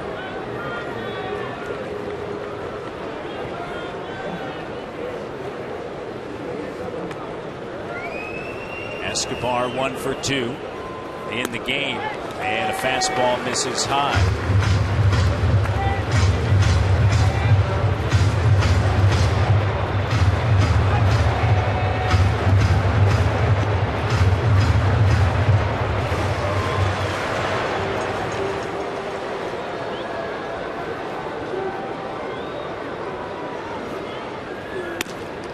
Pitch off the outside of the plate. Escobar, originally drafted by Atlanta in the second round back in 2005. Came up with the Atlanta Braves and, of course, spent time in Toronto in 2010, parts of 2010, 2011, and 2012. And his second season with the Rays, a 31-year-old. All right, bases are loaded here. And that's a tough thing to ask a reliever to come in with bases loaded and nobody out. He's got to let Hutch try and find his way out of this right here. You see him motioning to his infielder where they want the ball. Right now, it's just looks like Hutchison's rushing just a little bit, trying to execute a pitch instead of slowing things down. And that's why a lot of those balls were up against Escobar. All he needs to do is just take a deep breath right here and concentrate on making a good pitch down. Get the ball on the ground. Let your defense do its work.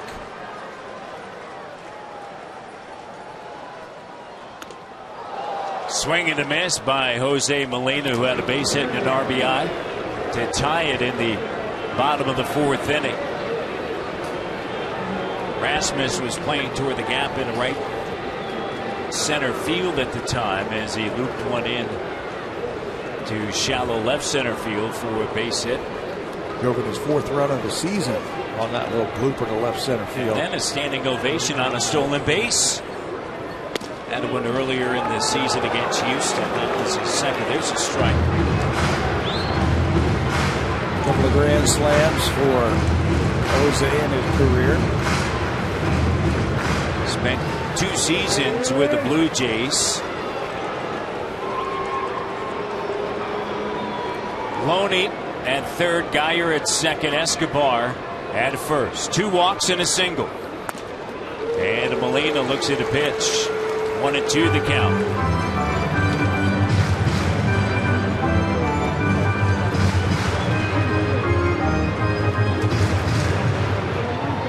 No one out here in the 6th. Hutchison trying to get out of the jam. And that's going to help. Molina goes down swinging. That is his 7th strikeout. Good slider right there. He hasn't gotten under one of those sliders today, and that's why he has all those strikeouts. Stay on top. It looks like a fastball, and then dives out of the strike zone. You want that 45-degree cut on that slider like that, and it worked out for him. That is a big out, an out where no runners move.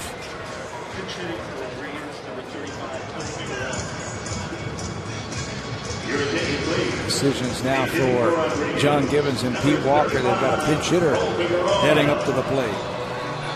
So Figueroa.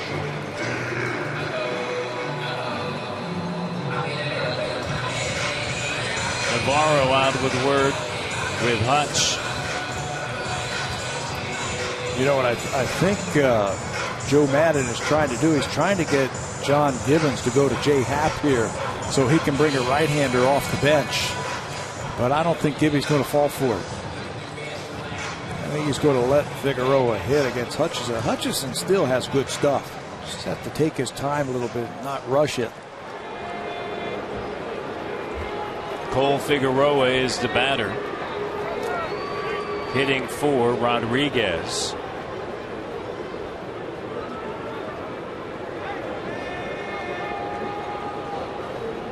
Bases are loaded.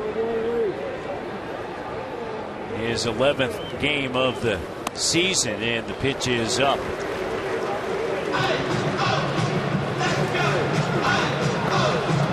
Seven strikeouts for the right-hander.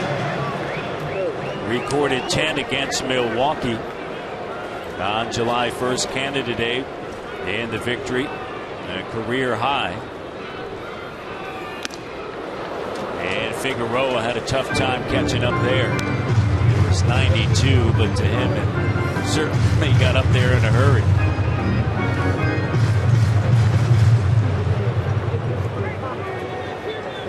Loney, a leadoff walk at third, a base hit by Geyer. He's now at second. Escobar with a walk. Molina struck out, and here's Figueroa pitch hitting.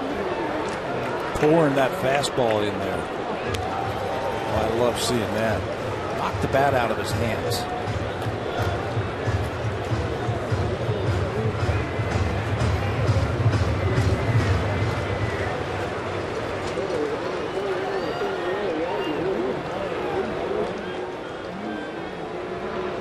Figueroa 3 for 20 on the season, and he leaves that one alone.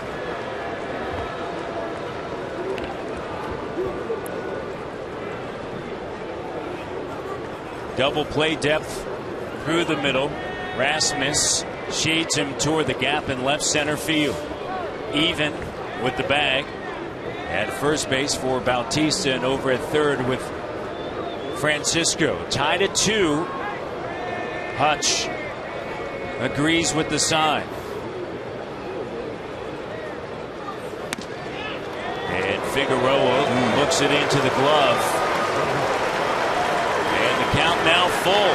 Corners have to come home on any ground ball. That's why they are in. They will try to turn 2 in the middle of the diamond. If it is not hit sharply, they're going to have to be quick because Figueroa can run.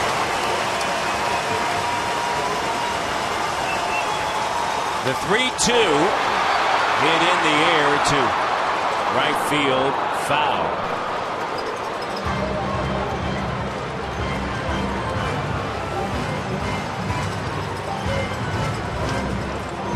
Figueroa's numbers with Durham, the 300 hitter.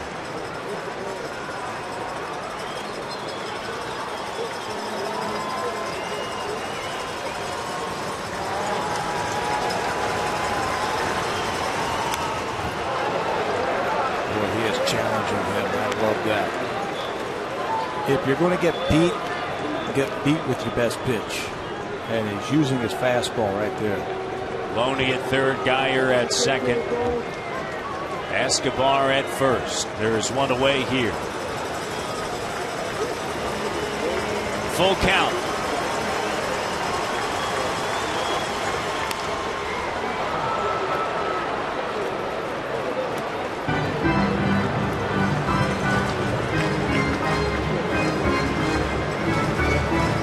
Figueroa, the pinch hitter for Rodriguez. Rodriguez 0 for 2.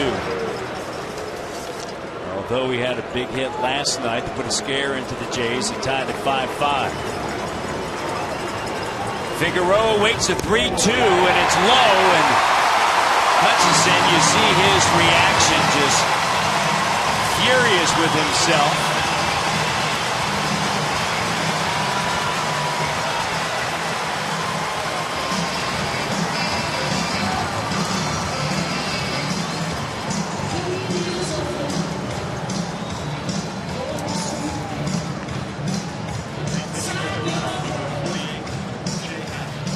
Drew Hutch is so upset with himself. His 5th walk. It's 3-2 Rays now here in the 6th.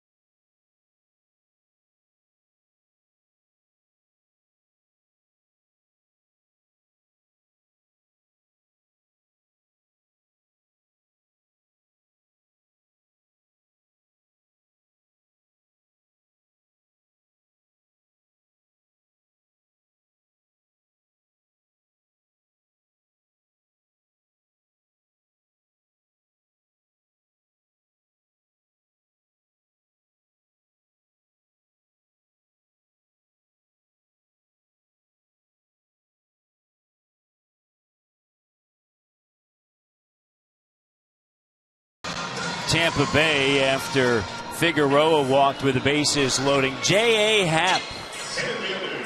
Jay Happ into the ball game, 16th the game. He's 7-5. He's going to pitch out of the bullpen the next couple of days.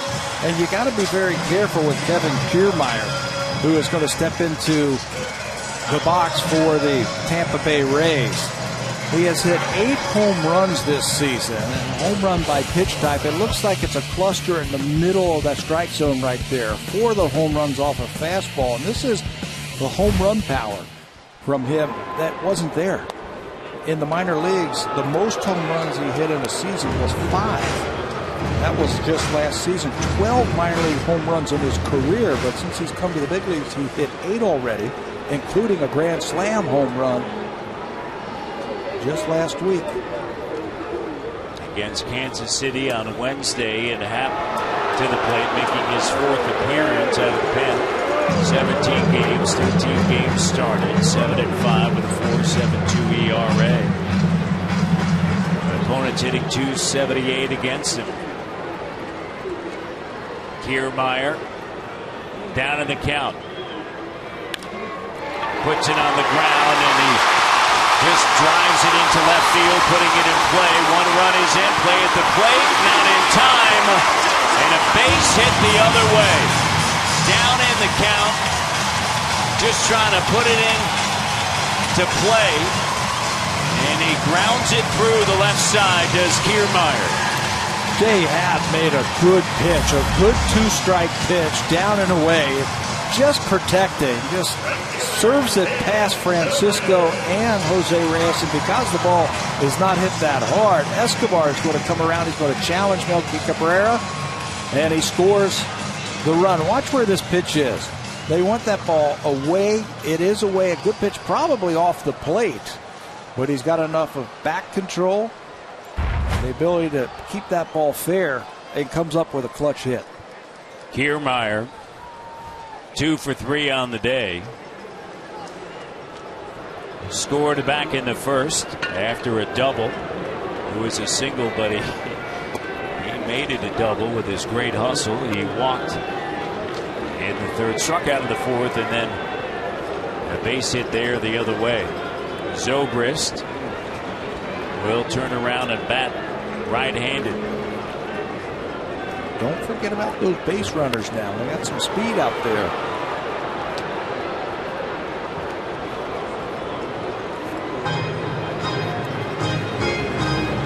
Joe Madden decides to start the runners.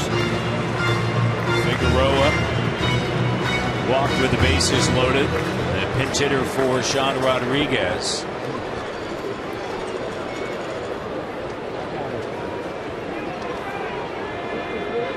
Zobrist hitting .345 right-handed. And the pitch down and in. He was willing to take that one for the team. Did you see that? Barely moved. You want to throw that slider with 2 strikes down and in like that. Zobrist was hoping that it would hit his foot.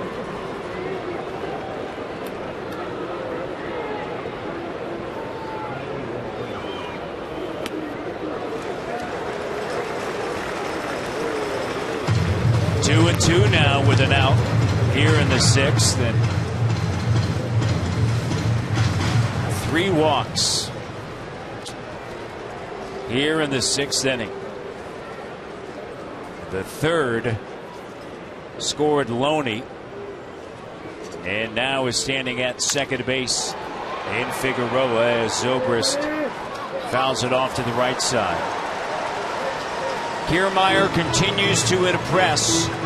He's over at first base.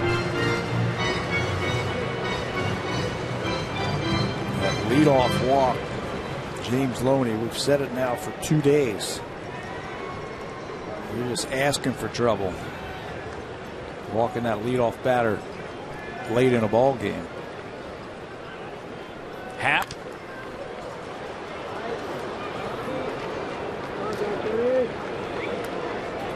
Two and 2 the count.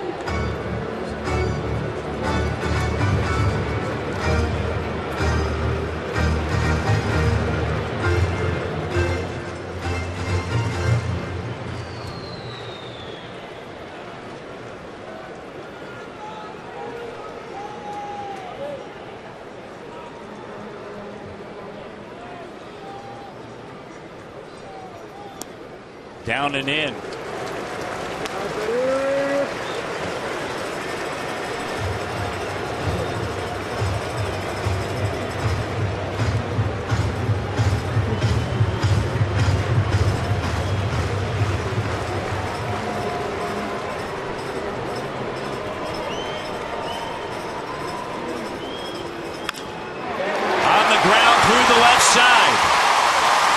Zobrist with a single. And another run scores. Figueroa from second base. And Zobrist is now hitting .600 against Jay Happ. 6 for 10. Battled back to 3-2 and then got a pitch that he could handle. Base hit into left field. Milky had thoughts of going home, but then said, I have no chance. And then tried to get Kiermaier and spiked that ball right into the ground. Kiermaier aggressively going from first to third on that single to left field.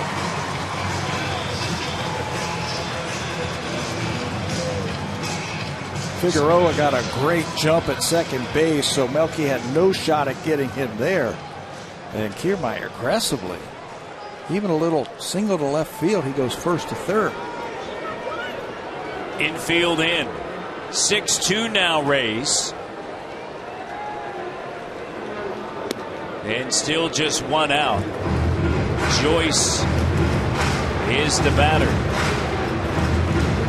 0 for 2. Close the books now on Drew Hutchison after Figueroa scored 4 runs this inning. All earned. And the pitch down.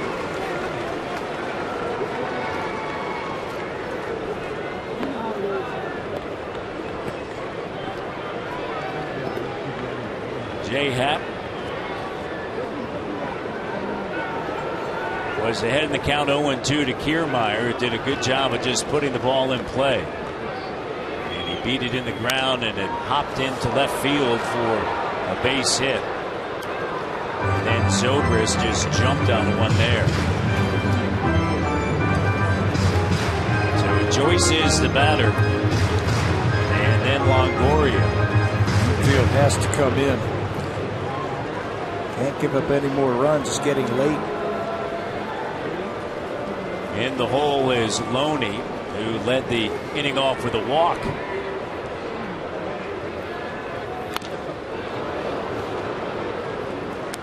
Strike.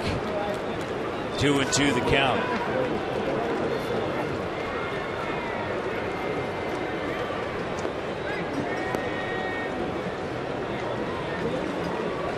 Kiermaier with speed at third.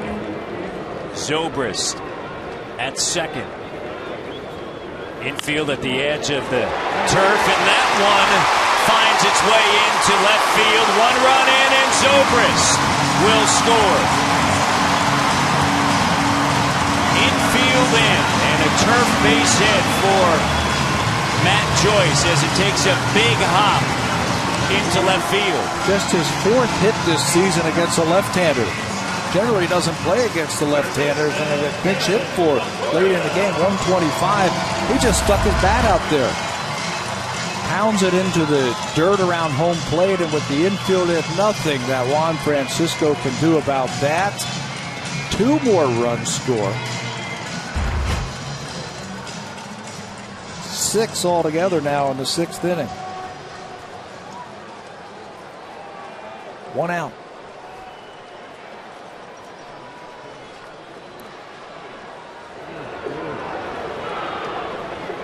Eight-2 here.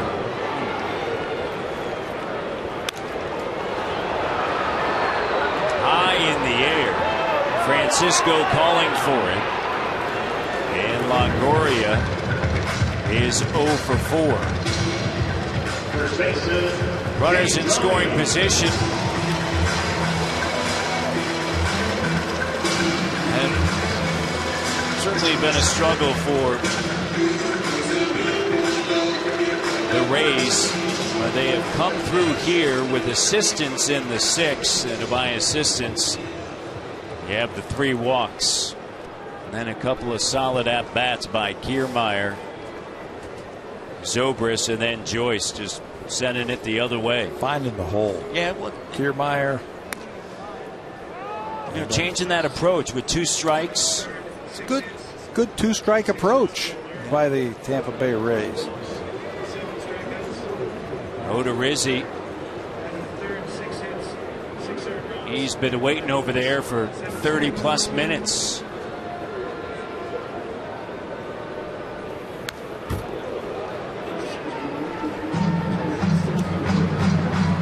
Hutchison threw 113 pitches.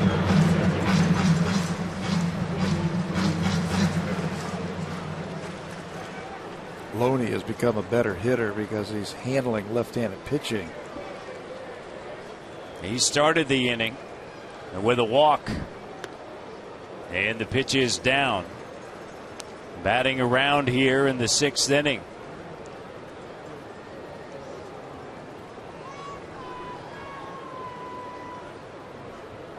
Eight to 2.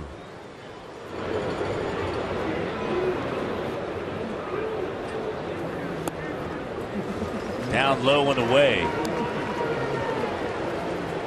I would imagine too, if you're Joe Madden, you're thinking about Odorizzi going as long as he can, given the fact that his bullpen has really struggled the last 2 games.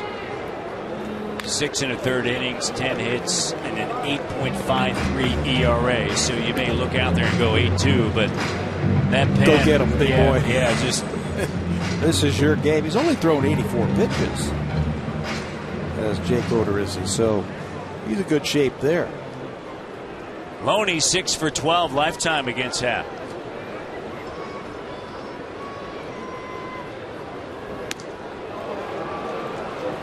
But he doesn't get it that time, as Happ is able to strike him out and end the 6th inning. Fortunate 6th inning for Drew Hutchison. As the book is closed there, it's 8 to 2 now through 6.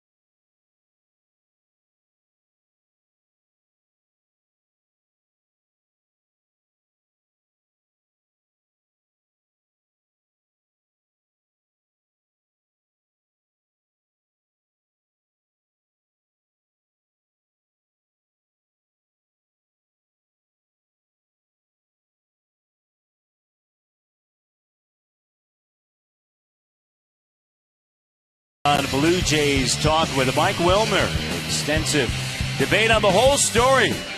Blue Jays Talk with Mike Wilner after the game on Sportsnet 590 The Fan. Jerry and Joe beside us here in St. Petersburg, Tropicana Field, and Odorizzi now has 6 runs in his back pocket to work with.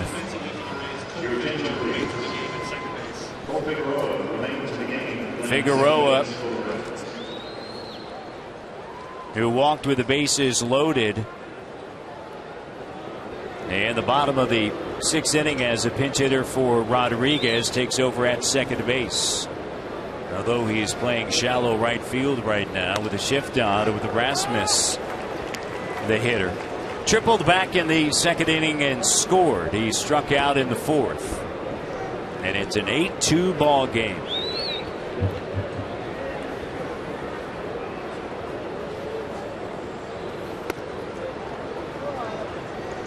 Odorizzi now, I don't know if he's going to have any rust after sitting around for so long while the Rays batted around.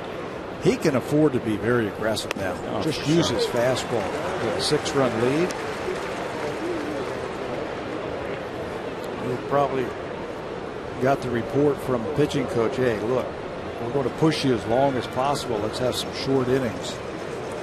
Have some one-pitch at-bats. Just challenge him. Ground ball hits sharply, and Loney using the bluff. 3 unassisted.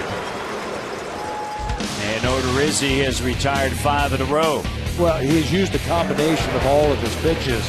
If you were with us earlier, we showed you the type of pitches he had. Fastball, curveball, slider, cutter, splitter. He's used all of them this afternoon to rack up those 6 strikeouts. His fastball has really surprised the Blue Jays, I think. Some of the hitters, they just haven't been able to pick up his fastball that hits on you quickly. That one has really had some problems with Juan Francisco. He's a first pitch fastball hitter.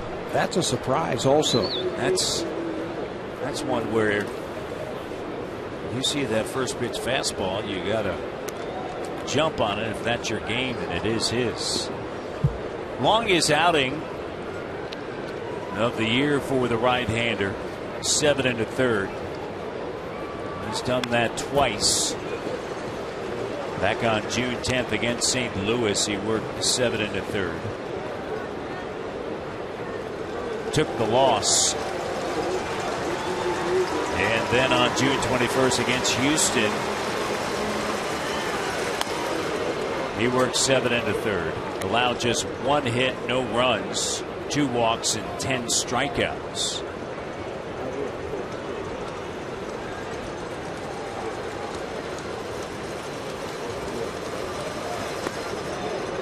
Pitch up and in. That June 10th outing against the Cardinals, that's a tough one to lose. You lose 1-0 against Wayne Wright. Yeah, he was matched up against the wrong guy. He just pitched on the wrong day. Exactly. In the air, all the way to the warning track, and it's going to be a ground rule double as Francisco is aboard with a ground rule double. Drove that one to the deepest part of the ballpark with 1 away here in the top of the 7th inning. Stayed on a 3-2 slider that time. Down and away, and he went right with it.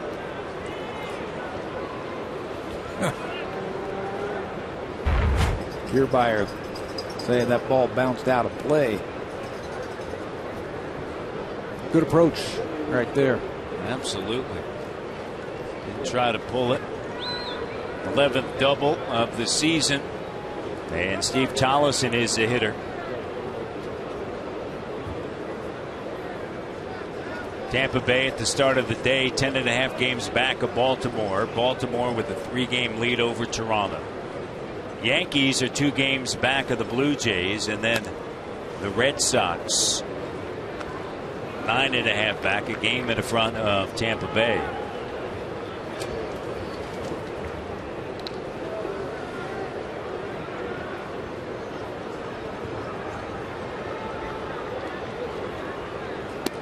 Pitch outside.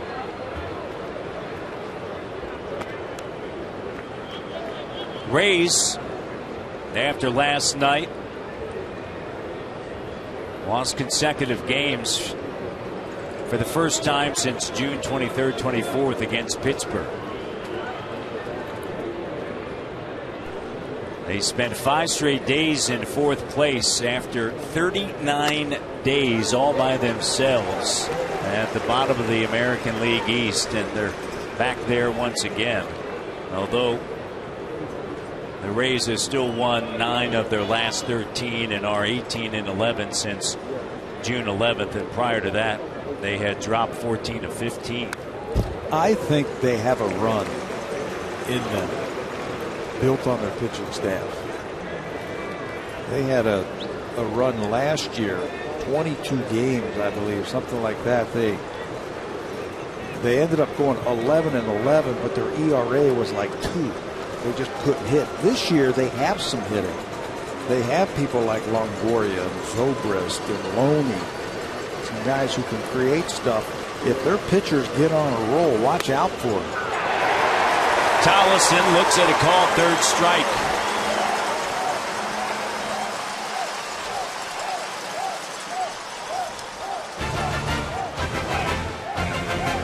Save during the plumbing, cooling, and electrical expert sale. Only at Home Hardware and Building Center locations. Homeowners helping homeowners with expert advice. This organization has had so much success. As Ghost looks at a pitch. Really, since the arrival of Joe Madden, he's done such a marvelous job. And you think about this, that the Rays, no matter what, with respect to today's outcome or tomorrow, they'll arrive at the All-Star break with their worst record since 2007 when they were 34-53. Third longest tenured manager right there in baseball. Mike Scioscia and Ron Gardenhire, 15 and 13 years respectively, longer than Joe. He's done a great job, and they've done a good job in making personnel decisions. I think that's what sustained what the Rays have done here over the last 6 or 7 years. Guy becomes a free agent, they go out and say, okay, well, we can't sign him, our budget doesn't allow us to do that, but let's recognize good players in other organizations, see if there's a marriage there and we can make a trade. They have really done that the last 2 years. Anthony Gose, base hit into right field. The rounding third is Francisco, and it's now 8-3 as Anthony Gose is 1 for 3 with an RBI single.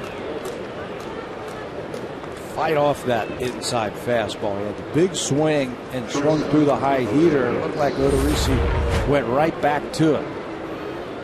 Fights it off and muscles it into right field for an RBI single.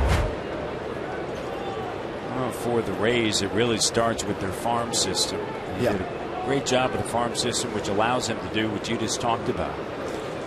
Well, you know what they did is the majority of the club that has gone on this nice little run here was high draft picks. Now they've been winning, and they haven't had those high draft picks to restock that farm system. They still have some good players there.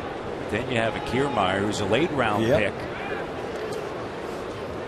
I think they've done a good job in rounds 4 through 10 of finding major league talent. People like Alex Cobb and McGee, the relief pitcher, Matt Moore.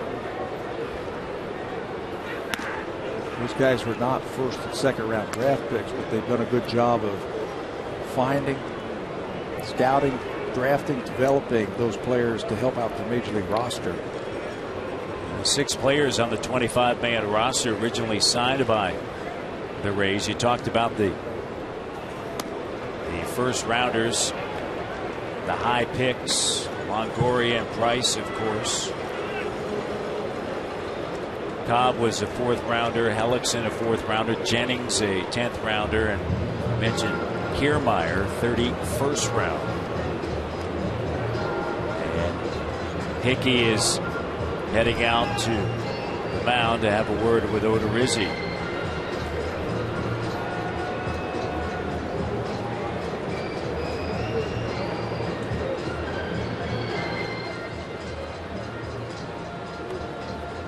(8-3) here in the top of the 7th inning. That is Joel Peralta. A little surprising that he is up this early in the ballgame. He usually pitches towards the back end of the rotation for him, but he is up. Joe Madden wants to stop this right here.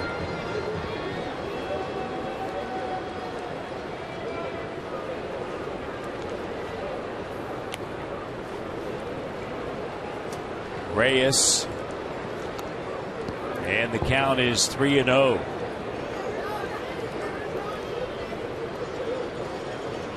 (116 total strikeouts for Odorizzi. Tanaka leads all rookies with 135, and there's a ball 4 and a walk with 2 outs here in the 7th inning. He has thrown 107 pitches. He averages 97.6. Only one Ray has ever led the major leagues as far as rookies are concerned in strikeouts, and that's Scott Kazmir back in 2005, 174.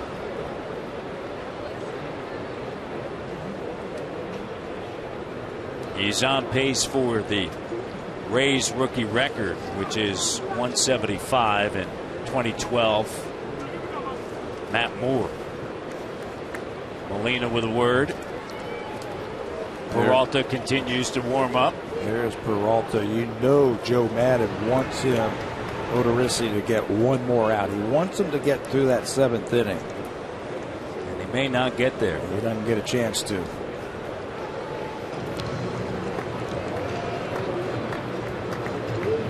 Joe Madden making his way out.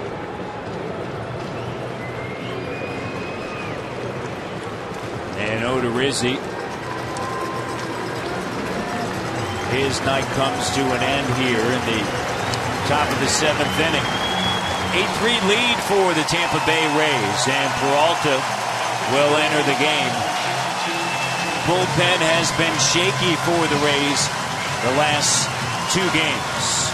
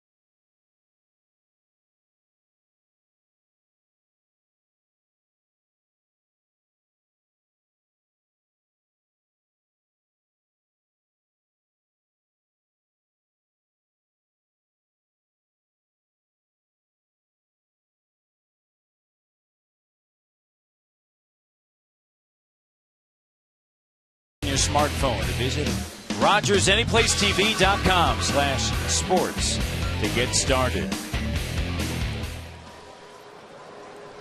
Jays need to get started here in the 7th. Joel Peralta will come in now to face Melky Cabrera. There are his numbers in 42 games this year. Closed a few games for the Rays, but now it looks like they want to get him through the 7th and the 8th inning. He's had problems this year keeping the ball in the ballpark. About 7 home runs, which ties for the 4th most among major league relievers. Fastball, breaking ball, splitter. That's what you're going to get from Peralta. Runners at first and second base with a 1 away here in the top of the 7th inning. And the right-hander comes set. From the belt. And Cabrera swings through it.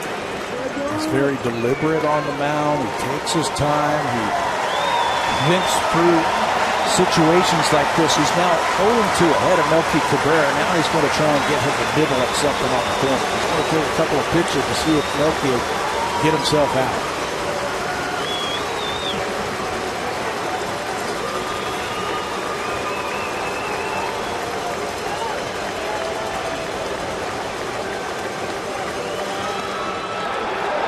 one right off the plate.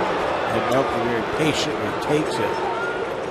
Peralta's thinking 1, 2, 3 pitches ahead right now. That ultimate pitch where he wants to leave those runners stranded. Remember, for the Rays, no Jake McGee. He's on the paternity list. The left-hander.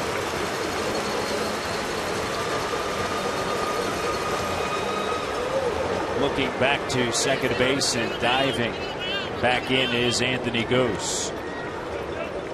Reyes at first, Gose at second. Peralta ahead of the count of 1-2.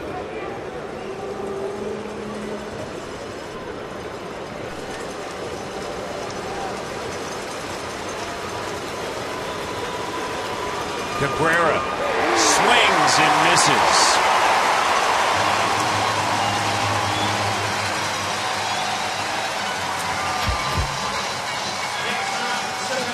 Cabrera 0 for 4 on the night.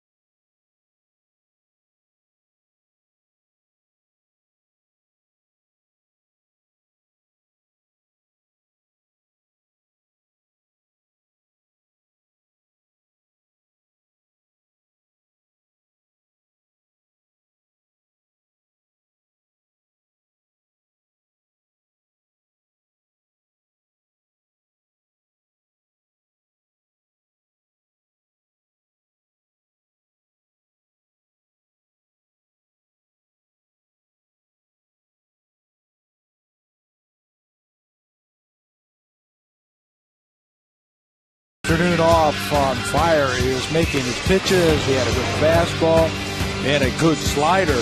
All in all, he had 7 strikeouts this afternoon. The problem that came back and got Drew is he just couldn't find that strike zone in his last inning of work. He ended up walking 5 batters this afternoon. Gave up 6 hits, 6 earned runs, 5 base on balls, which is a season high. Very patient hitters in the Rays, so 113 pitches, 205 1/3 innings. The Rays busted this thing open with 6 runs in the 6th inning, and Drew just couldn't get through it. Santos comes on for the Blue Jays. And the first pitch is in there for a strike. Here are the numbers for Sergio Santos. 0-2 with an ERA 7.2. Throwing the ball better of late. He's got to use that fastball, I think, early in the count to set up that slider. John Gibbons was talking about him yesterday, saying right now I just haven't been getting any work. There have been other guys ahead of him in that bullpen. Today's a chance to do something.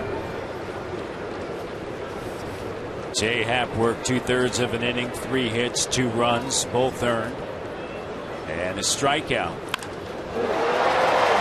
And driving this one to left field is Brandon Guyer.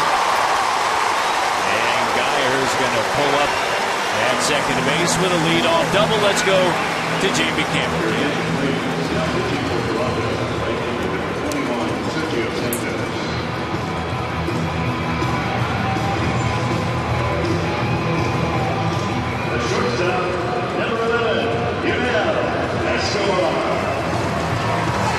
So the Yankees 2 games back of the Jays. They lead the Baltimore Orioles. And the Jays down 8-3 here in the bottom of the 7th inning. Odorizzi worked 6 2/3 innings before Joel Peralta entered the game.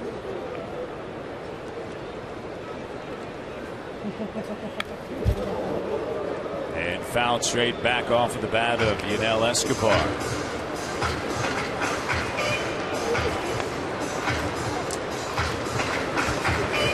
Escobar 1 for 2 with a single, a walk, and a run scored. Second game back, coming back from the 15-day DL.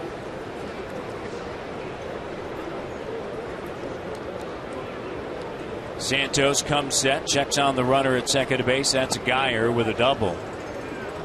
And that pitch is low.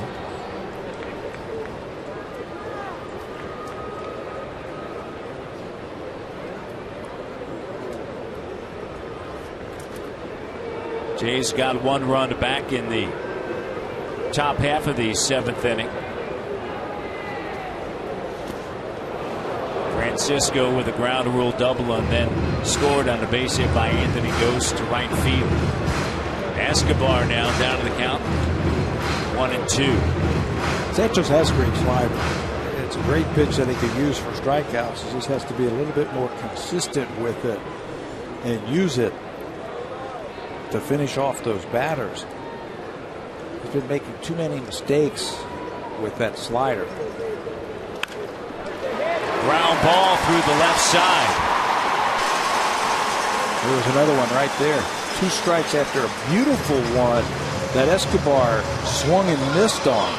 To go to 0-2, he goes back to the breaking ball and just hangs it right up there. Good major league hitter is going to hit this one every single time. You could see where they wanted that ball, down and away. That one just spun up towards home plate, and another hit for the Rays. 8-3 here. Escobar over at first base.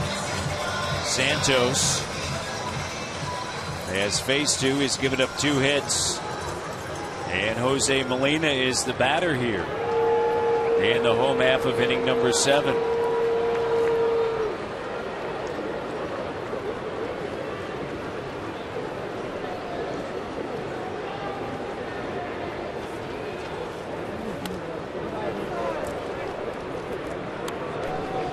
Pitch misses in. Molina was a late addition to the starting lineup last night, as catcher Ryan Hennigan was a late scratch. Soreness in his left side. And so 2 consecutive starts for Molina in this series. And heading down to second base is Escobar. Well, nothing you can do about that if you're Navarre. He's trying to block this ball down in the dirt. Won't roll very far away, but enough for Escobar to move up, and now the infield again has to come in.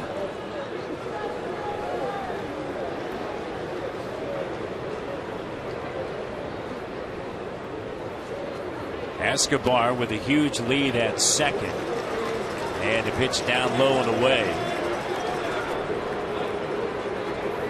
For the Rays, this is their first game scoring 8 or more runs in 11 games. And the big key for them with runners in scoring position, which the last couple of games, certainly against Kansas City and then last night, they really struggled with it. Not the case here tonight. Must be 80s night. 5 for 11. They don't hit a lot of home runs. I wouldn't classify them as a home run hitting team, so they have to have good at bats, and they have to be able to put the ball in play and hit with runners in scoring position. Well, of their 11 hits, there's a walk to Molina. Bases are loaded, only 2 extra base hits. Kiermaier with a double in the bottom of the first inning, and that had, I think, more to do with the way Anthony Gose played it. And then Geyer to lead off the 7th inning. And Walker heads out to have a word now with Santos. He has seen 3 Rays, and all 3 are aboard.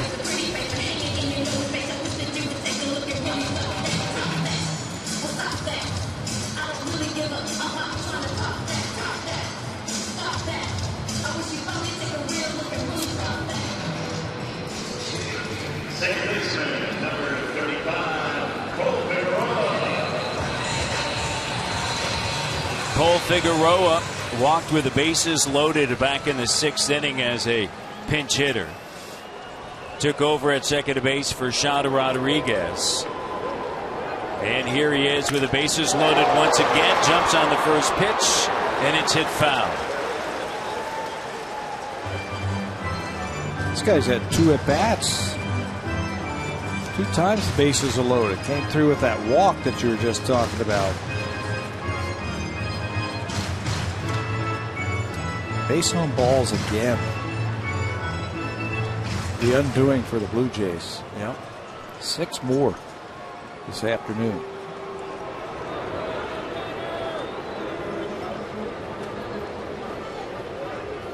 Santos, and quickly 0-2. At third base, Geyer, he began the inning with a double.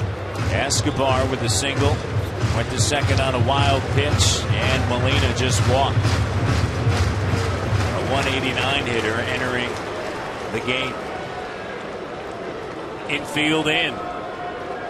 Santos works to Figueroa, and a good job by Navarro keeping the pitch that was down around home plate.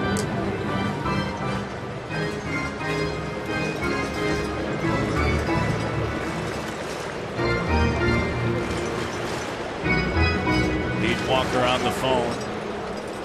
It's great to Bob Stanley down the line now. They can't wait around too much longer. Nobody out here. And did he go around? They check. And yes, Figueroa went around.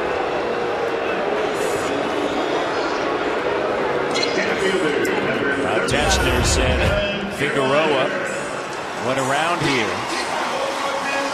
And strike 3. That brings up Kiermaier.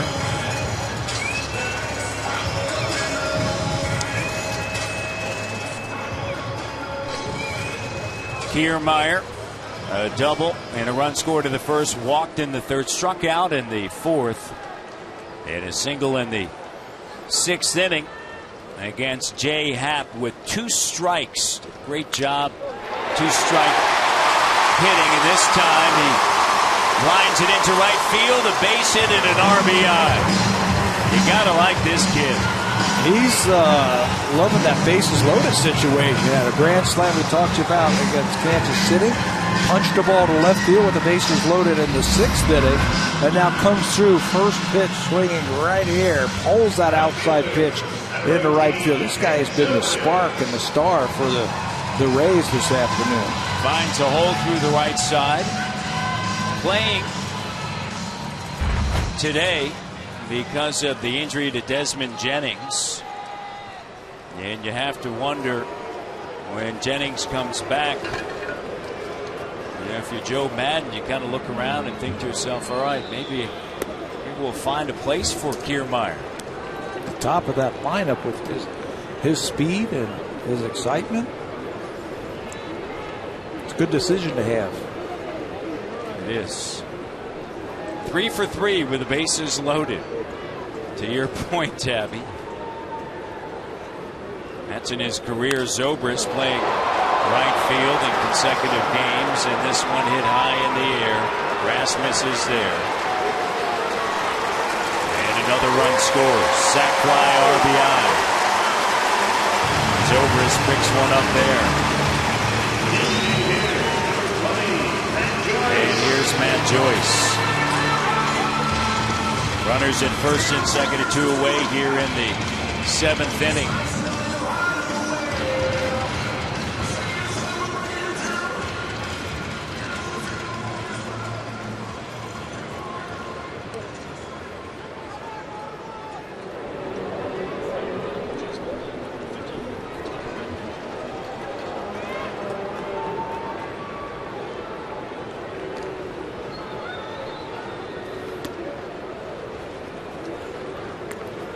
Pitch misses down low and away to Matt Joyce. Todd Redmond getting warm in the bullpen.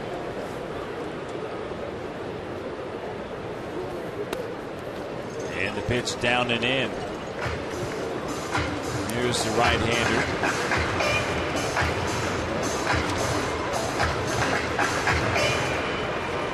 Redmond born right here in St. Petersburg, Florida.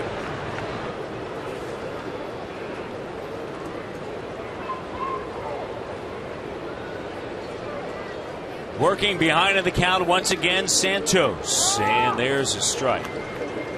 2 balls, 1 strike, 2 away here in the bottom of the 7th inning. 10-3. All the run productivity it appears that Joe Maddon will need here on this Saturday as they continue to add to the lead.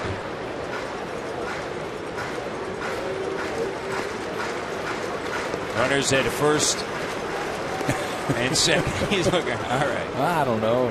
I'm this guy. What do you think? Got 7 runs in my hip pocket. Here's a 3-1 pitch now, and it's a strike. 3-2, 2 outs. Runners moving. Outfield straight away. Shift is on in the infield. Santos, the 3rd pitcher used by John Gibbons here on this Saturday.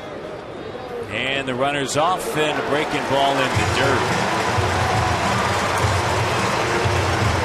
Second walk of the inning for Santos. And once again, the bases are loaded. And Evan Longoria comes to the plate. He's hitless here in this game. Said that a few times today. Bases loaded again. 3-2 goes breaking ball, hoping that Joyce would offer at it, but it bounces in front of home plate. Just the inconsistencies of that breaking ball have really done in Sergio Santos.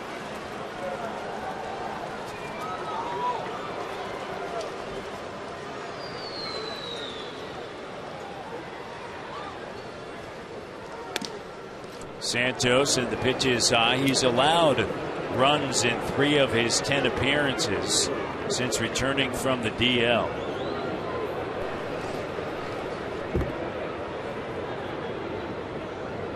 He's worked, including today, 7 1/3 innings.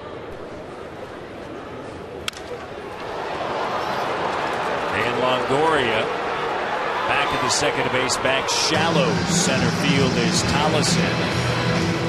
And Evan Longoria continues to struggle. He is 0 for 5. To the 8th we go.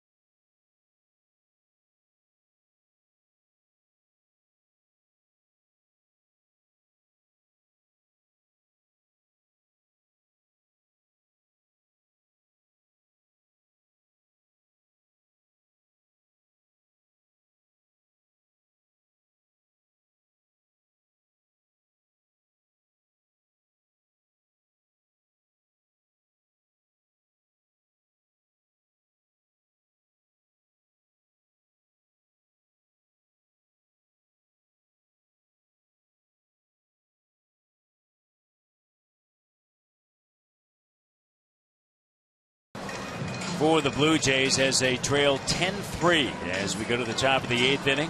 80s night at the ballpark.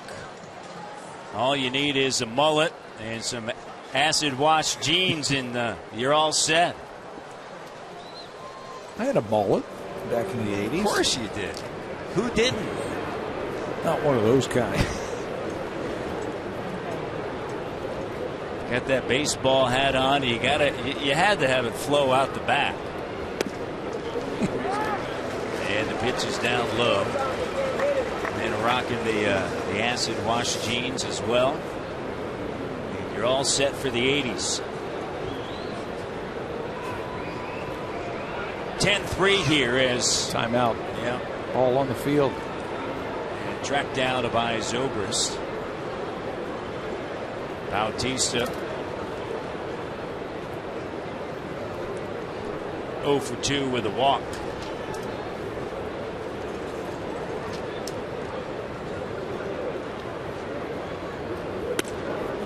And Peralta misses outside over the last 2 games. Rays bullpen 6 1/3 innings, 10 hits and 8.53 ERA, 5 walks, 6 strikeouts, and an average of 22.9 pitches in an inning. And Bautista fouls this one back.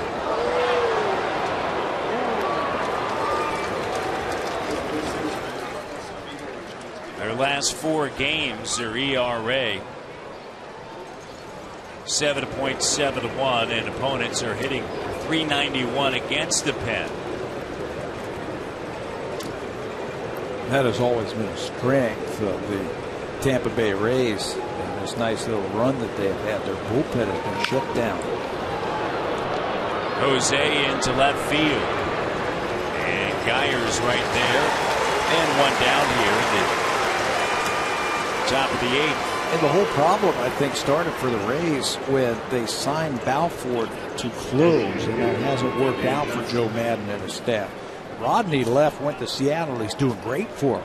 I think he picked up his 26th save the other day. Balfour came here and really struggled, so they're trying to find somebody to be that closer at the end, and that's really reshuffled the back end of that bullpen. Peralta was lights out as the 8th inning setup man for him last year. Balfour worked 1/3 of an inning last night, 2 hits, 3 runs scored. And he took the loss as the Jays won 8-5. Dan Johnson, the batter, 1 for 3 here. 1 away in the 8th. Peralta to the plate and breaking ball swinging to miss. Dan Johnson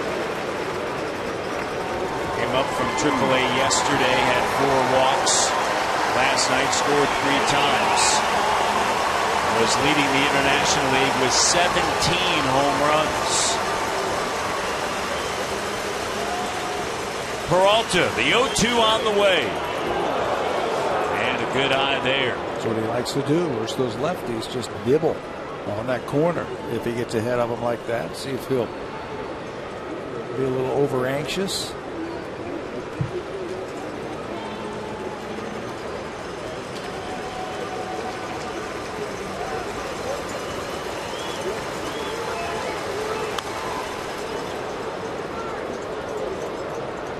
Count remains 1-2 as it's fouled off.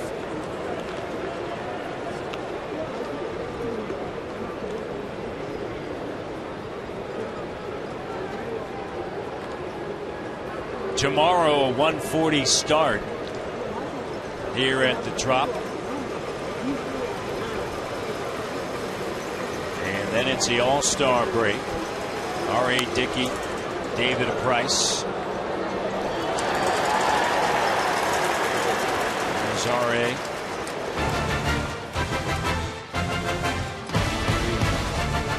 On with the pregame at 1 o'clock Eastern. Dickey and Price tomorrow. Battles of number 1. They were not scheduled to face each other. Dickey wasn't even scheduled to pitch in this series.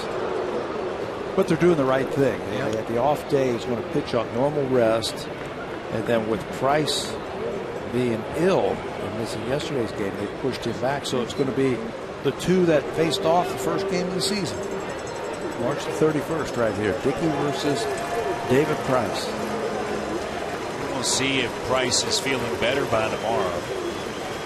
Four-time All-Star. He'll represent the Rays in Minneapolis.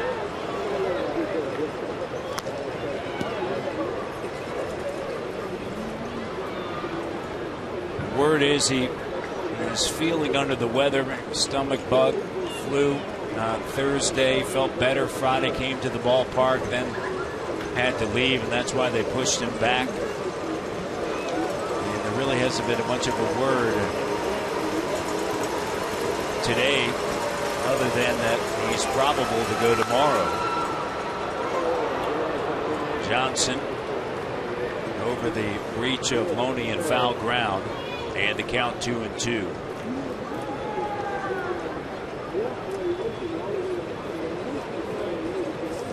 Joe Madden, when the name Dan Johnson was mentioned, just a big smile on his face yesterday. That banner out there in left field, 2011 American League wild card berth, has Dan Johnson's name all over it.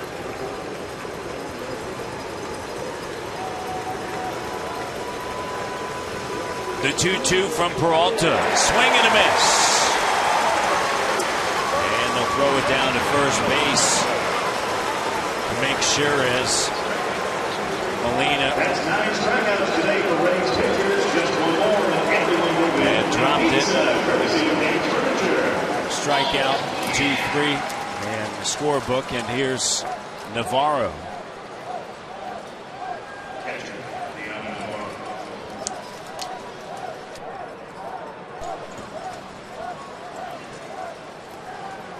Navarro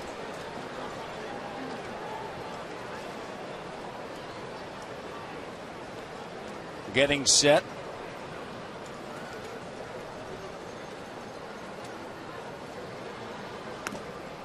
And the pitch is high with Dickey throwing tomorrow. For Navarro, maybe a day to DH. Josh Tolley will be behind the plate tomorrow. And with the left-hander on the mound, we might see Eric Kratz DHing. They've been using him as a DH. They like that power production. He's already hit a home run this year off of David Price. Put the right-handers in there. Price has been throwing great. He has been on a roll.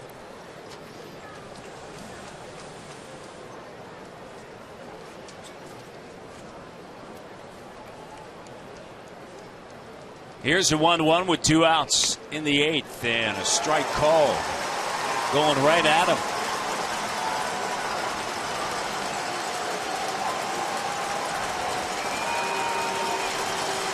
A little bit of life here in the building. 10-3 Rays. And Navarro drives this one into right field. It is off the base of the wall, played by Zobrist. And Navarro hustling into second with a 2-out double. And Navarro,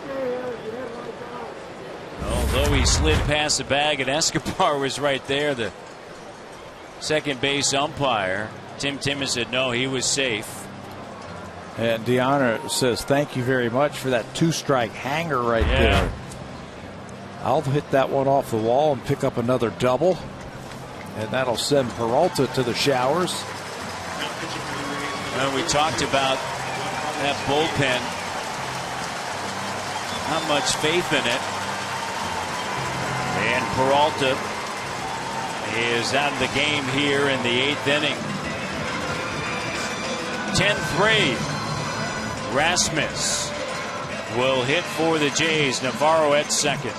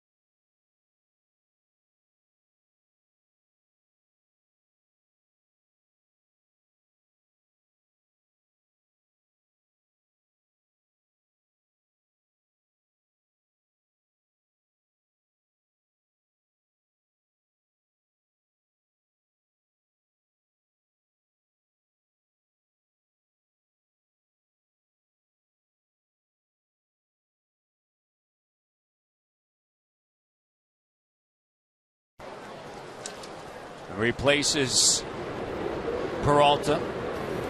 Oviedo deals a strike. There are the numbers for Oviedo. 3 of 3, 348 earned run average. He has really locked up the right-handers this year. They're hitting under 200 against him. He was a closer for the Marlins and a good one. He had a 3-year stretch where he saved 92 games for him. Oviedo ahead of the count 0-2, 3-3 with a 3.48 ERA, his 31st appearance. 31 innings of work, 26 hits, 12 earned runs, 26 strikeouts, and opponents hitting .222 against him. Oviedo, the runner at second, and Erasmus sets this one high in the air. Over and foul ground, Longoria, and that'll do it. The top of the 8th inning comes to a close. Now it's time for Blue Jays Central Update. Here's Jamie Campbell and Greg Zahn, guys.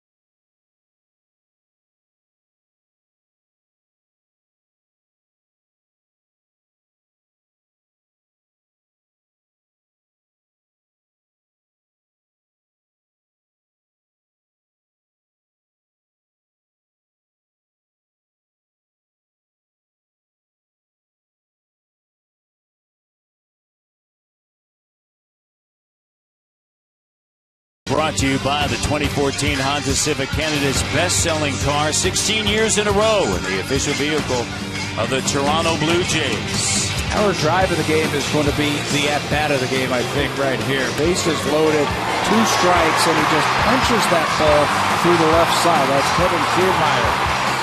He has been on base 4 times, 3 hits, a walk, and a strikeout. The drive of the game this afternoon, Kiermaier's 2-run single in the 6th inning. I guess he drove it through the left side of the infield. We can go with that. Huh? Drove it into the ground. Good piece of hitting. It was. So Todd Redmond comes on. All he does is get people out. Take a look at that earned run average at 2.6. Fastball, slider, split change up. He'll attack you. He'll use his fastball. He has pitched really well in long relief for the Blue Jays this year.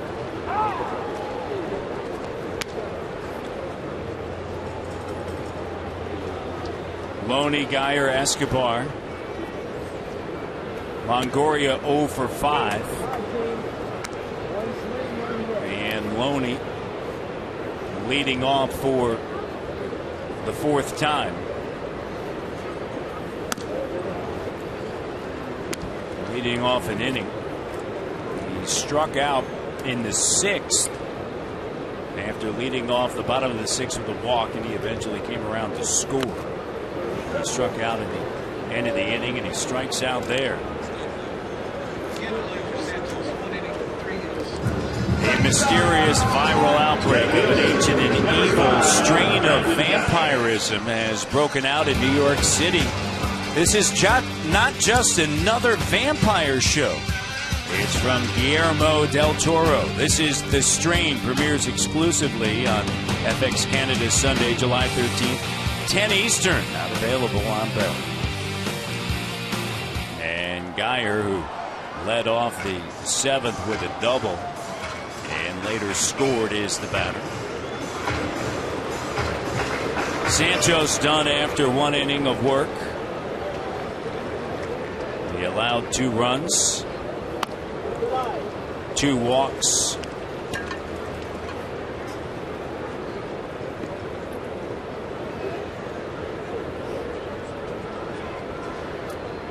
Redmond looks in, and the St. Petersburg native misses there, and it's 2-1.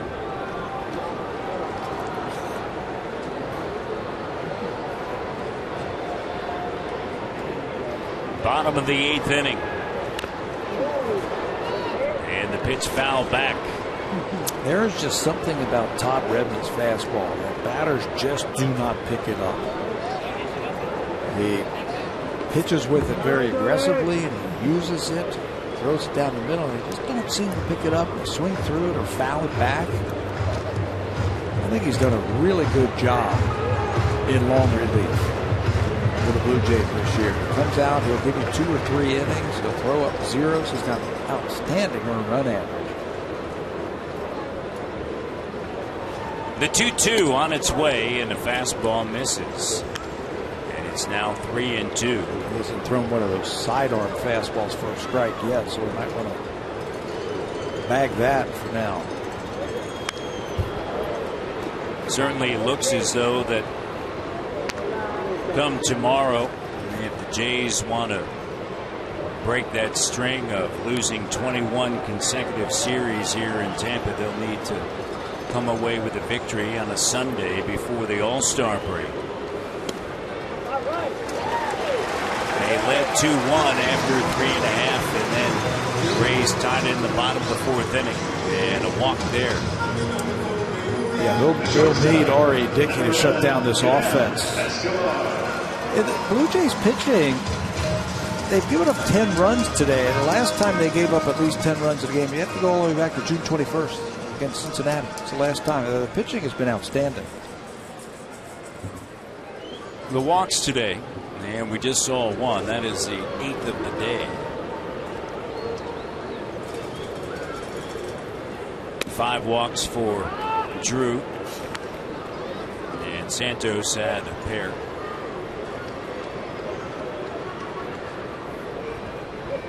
Escobar, the batter, he is 2 for 3. And with a walk, 2 runs scored. And a ground ball. Reyes over the second out onto first. And a 6-4-3 double play. We go now to the top of the 9th inning through 8. It is 10-3 Rays.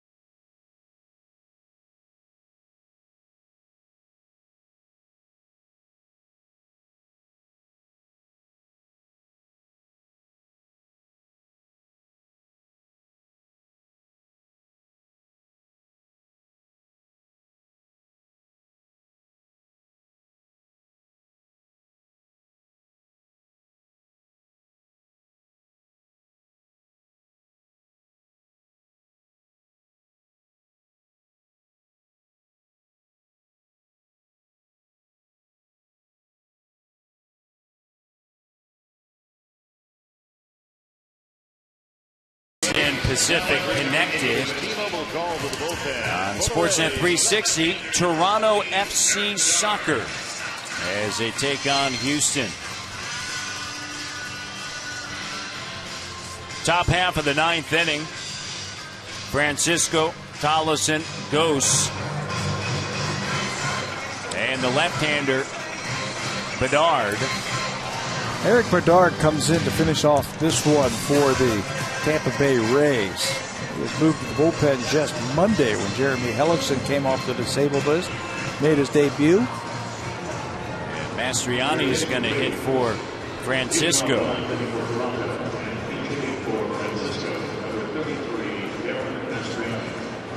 Mastriani, the pinch hitter, and Bedard, the lefty, and he fouls it off. Mastriani came in the game last night for the injured Nolan Arimal.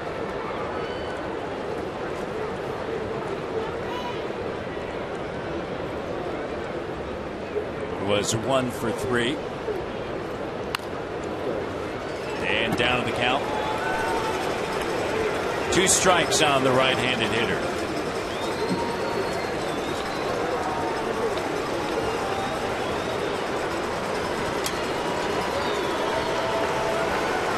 Bedard, his second appearance out of the pen. Twists and fires. Ground ball. And it eats up the second baseman, Figueroa.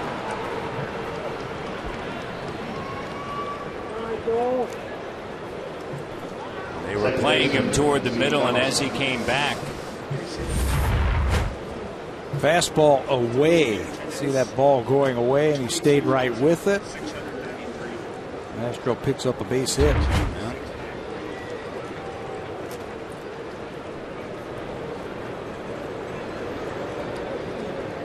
Tollison. Kratz is on deck. Here's Tollison in the air to left field. Geyer coming on. Plays it on a bounce, and runners at first and second. It's about the struggles of the pen. I'm sure Joe Madden's thinking, come on now. We have a 7-run lead here in the top half of the ninth inning. Runners at first and second base. Well, Bedard has said, you know, I'll move to the pen. I'm happy to do that. I want to help this team any way I can. He made this team after the injuries to all the starters, Hellickson and Cobb and Matt Moore, into the rotation. These guys are starting to come back now. He said, I'll pitch out of the bullpen, but I'm not sure how I'm going to do or when I'm going to be used. So Joe Madden has a chance now to get him some work. Eric Kratz is the pinch hitter here.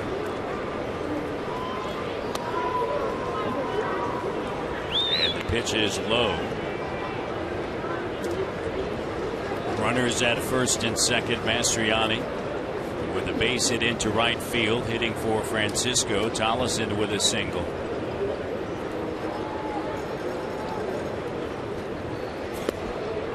And curved in there for a strike. Bedard has allowed 10 home runs, second most on the team behind Price, who's given up 19.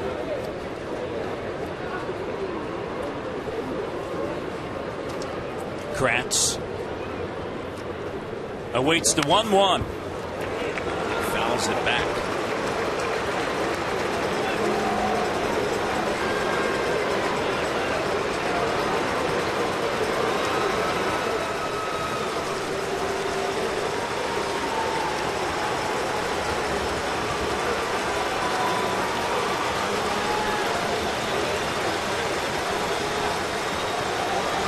Kratz 0 for his last 9.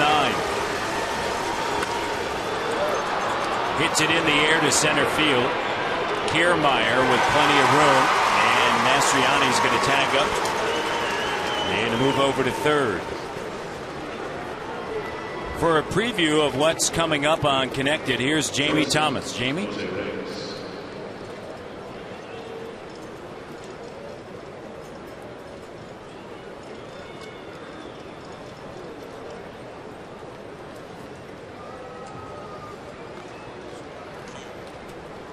So Jose Reyes is in the batter's box. Runners at first and third.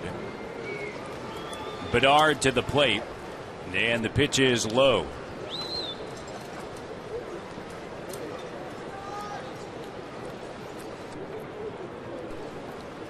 And we are approaching the average game time here at Tropicana Field, which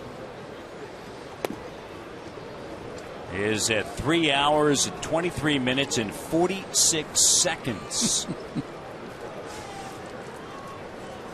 The Jays at home, the second fastest, 2 hours, 56 minutes, 59 seconds. But here in Tampa,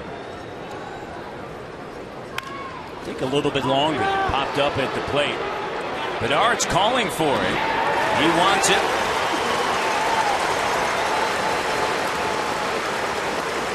We don't see that very often. No, called off Loney. Two-way. Ball wasn't hit that high, and he has the option of trying to call them off.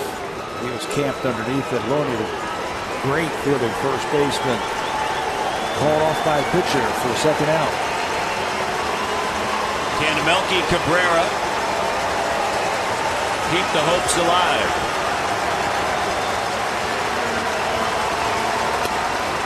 And the pitch is a strike. Better than 20,000 on their feet here. 80s night. Joan Jett's going to perform after the game, Tabby. I know you're going to stick around for that. And it's hit high in the air. Right field coming on. Zobrist makes the catch, and the Rays come away with the victory. And they even the series at 1. Rays showing some defense right there to finish the out. This was a pitcher's duel into the 6th inning, but then the Rays broke it wide open, scoring 8 runs in the 6th and 7th inning.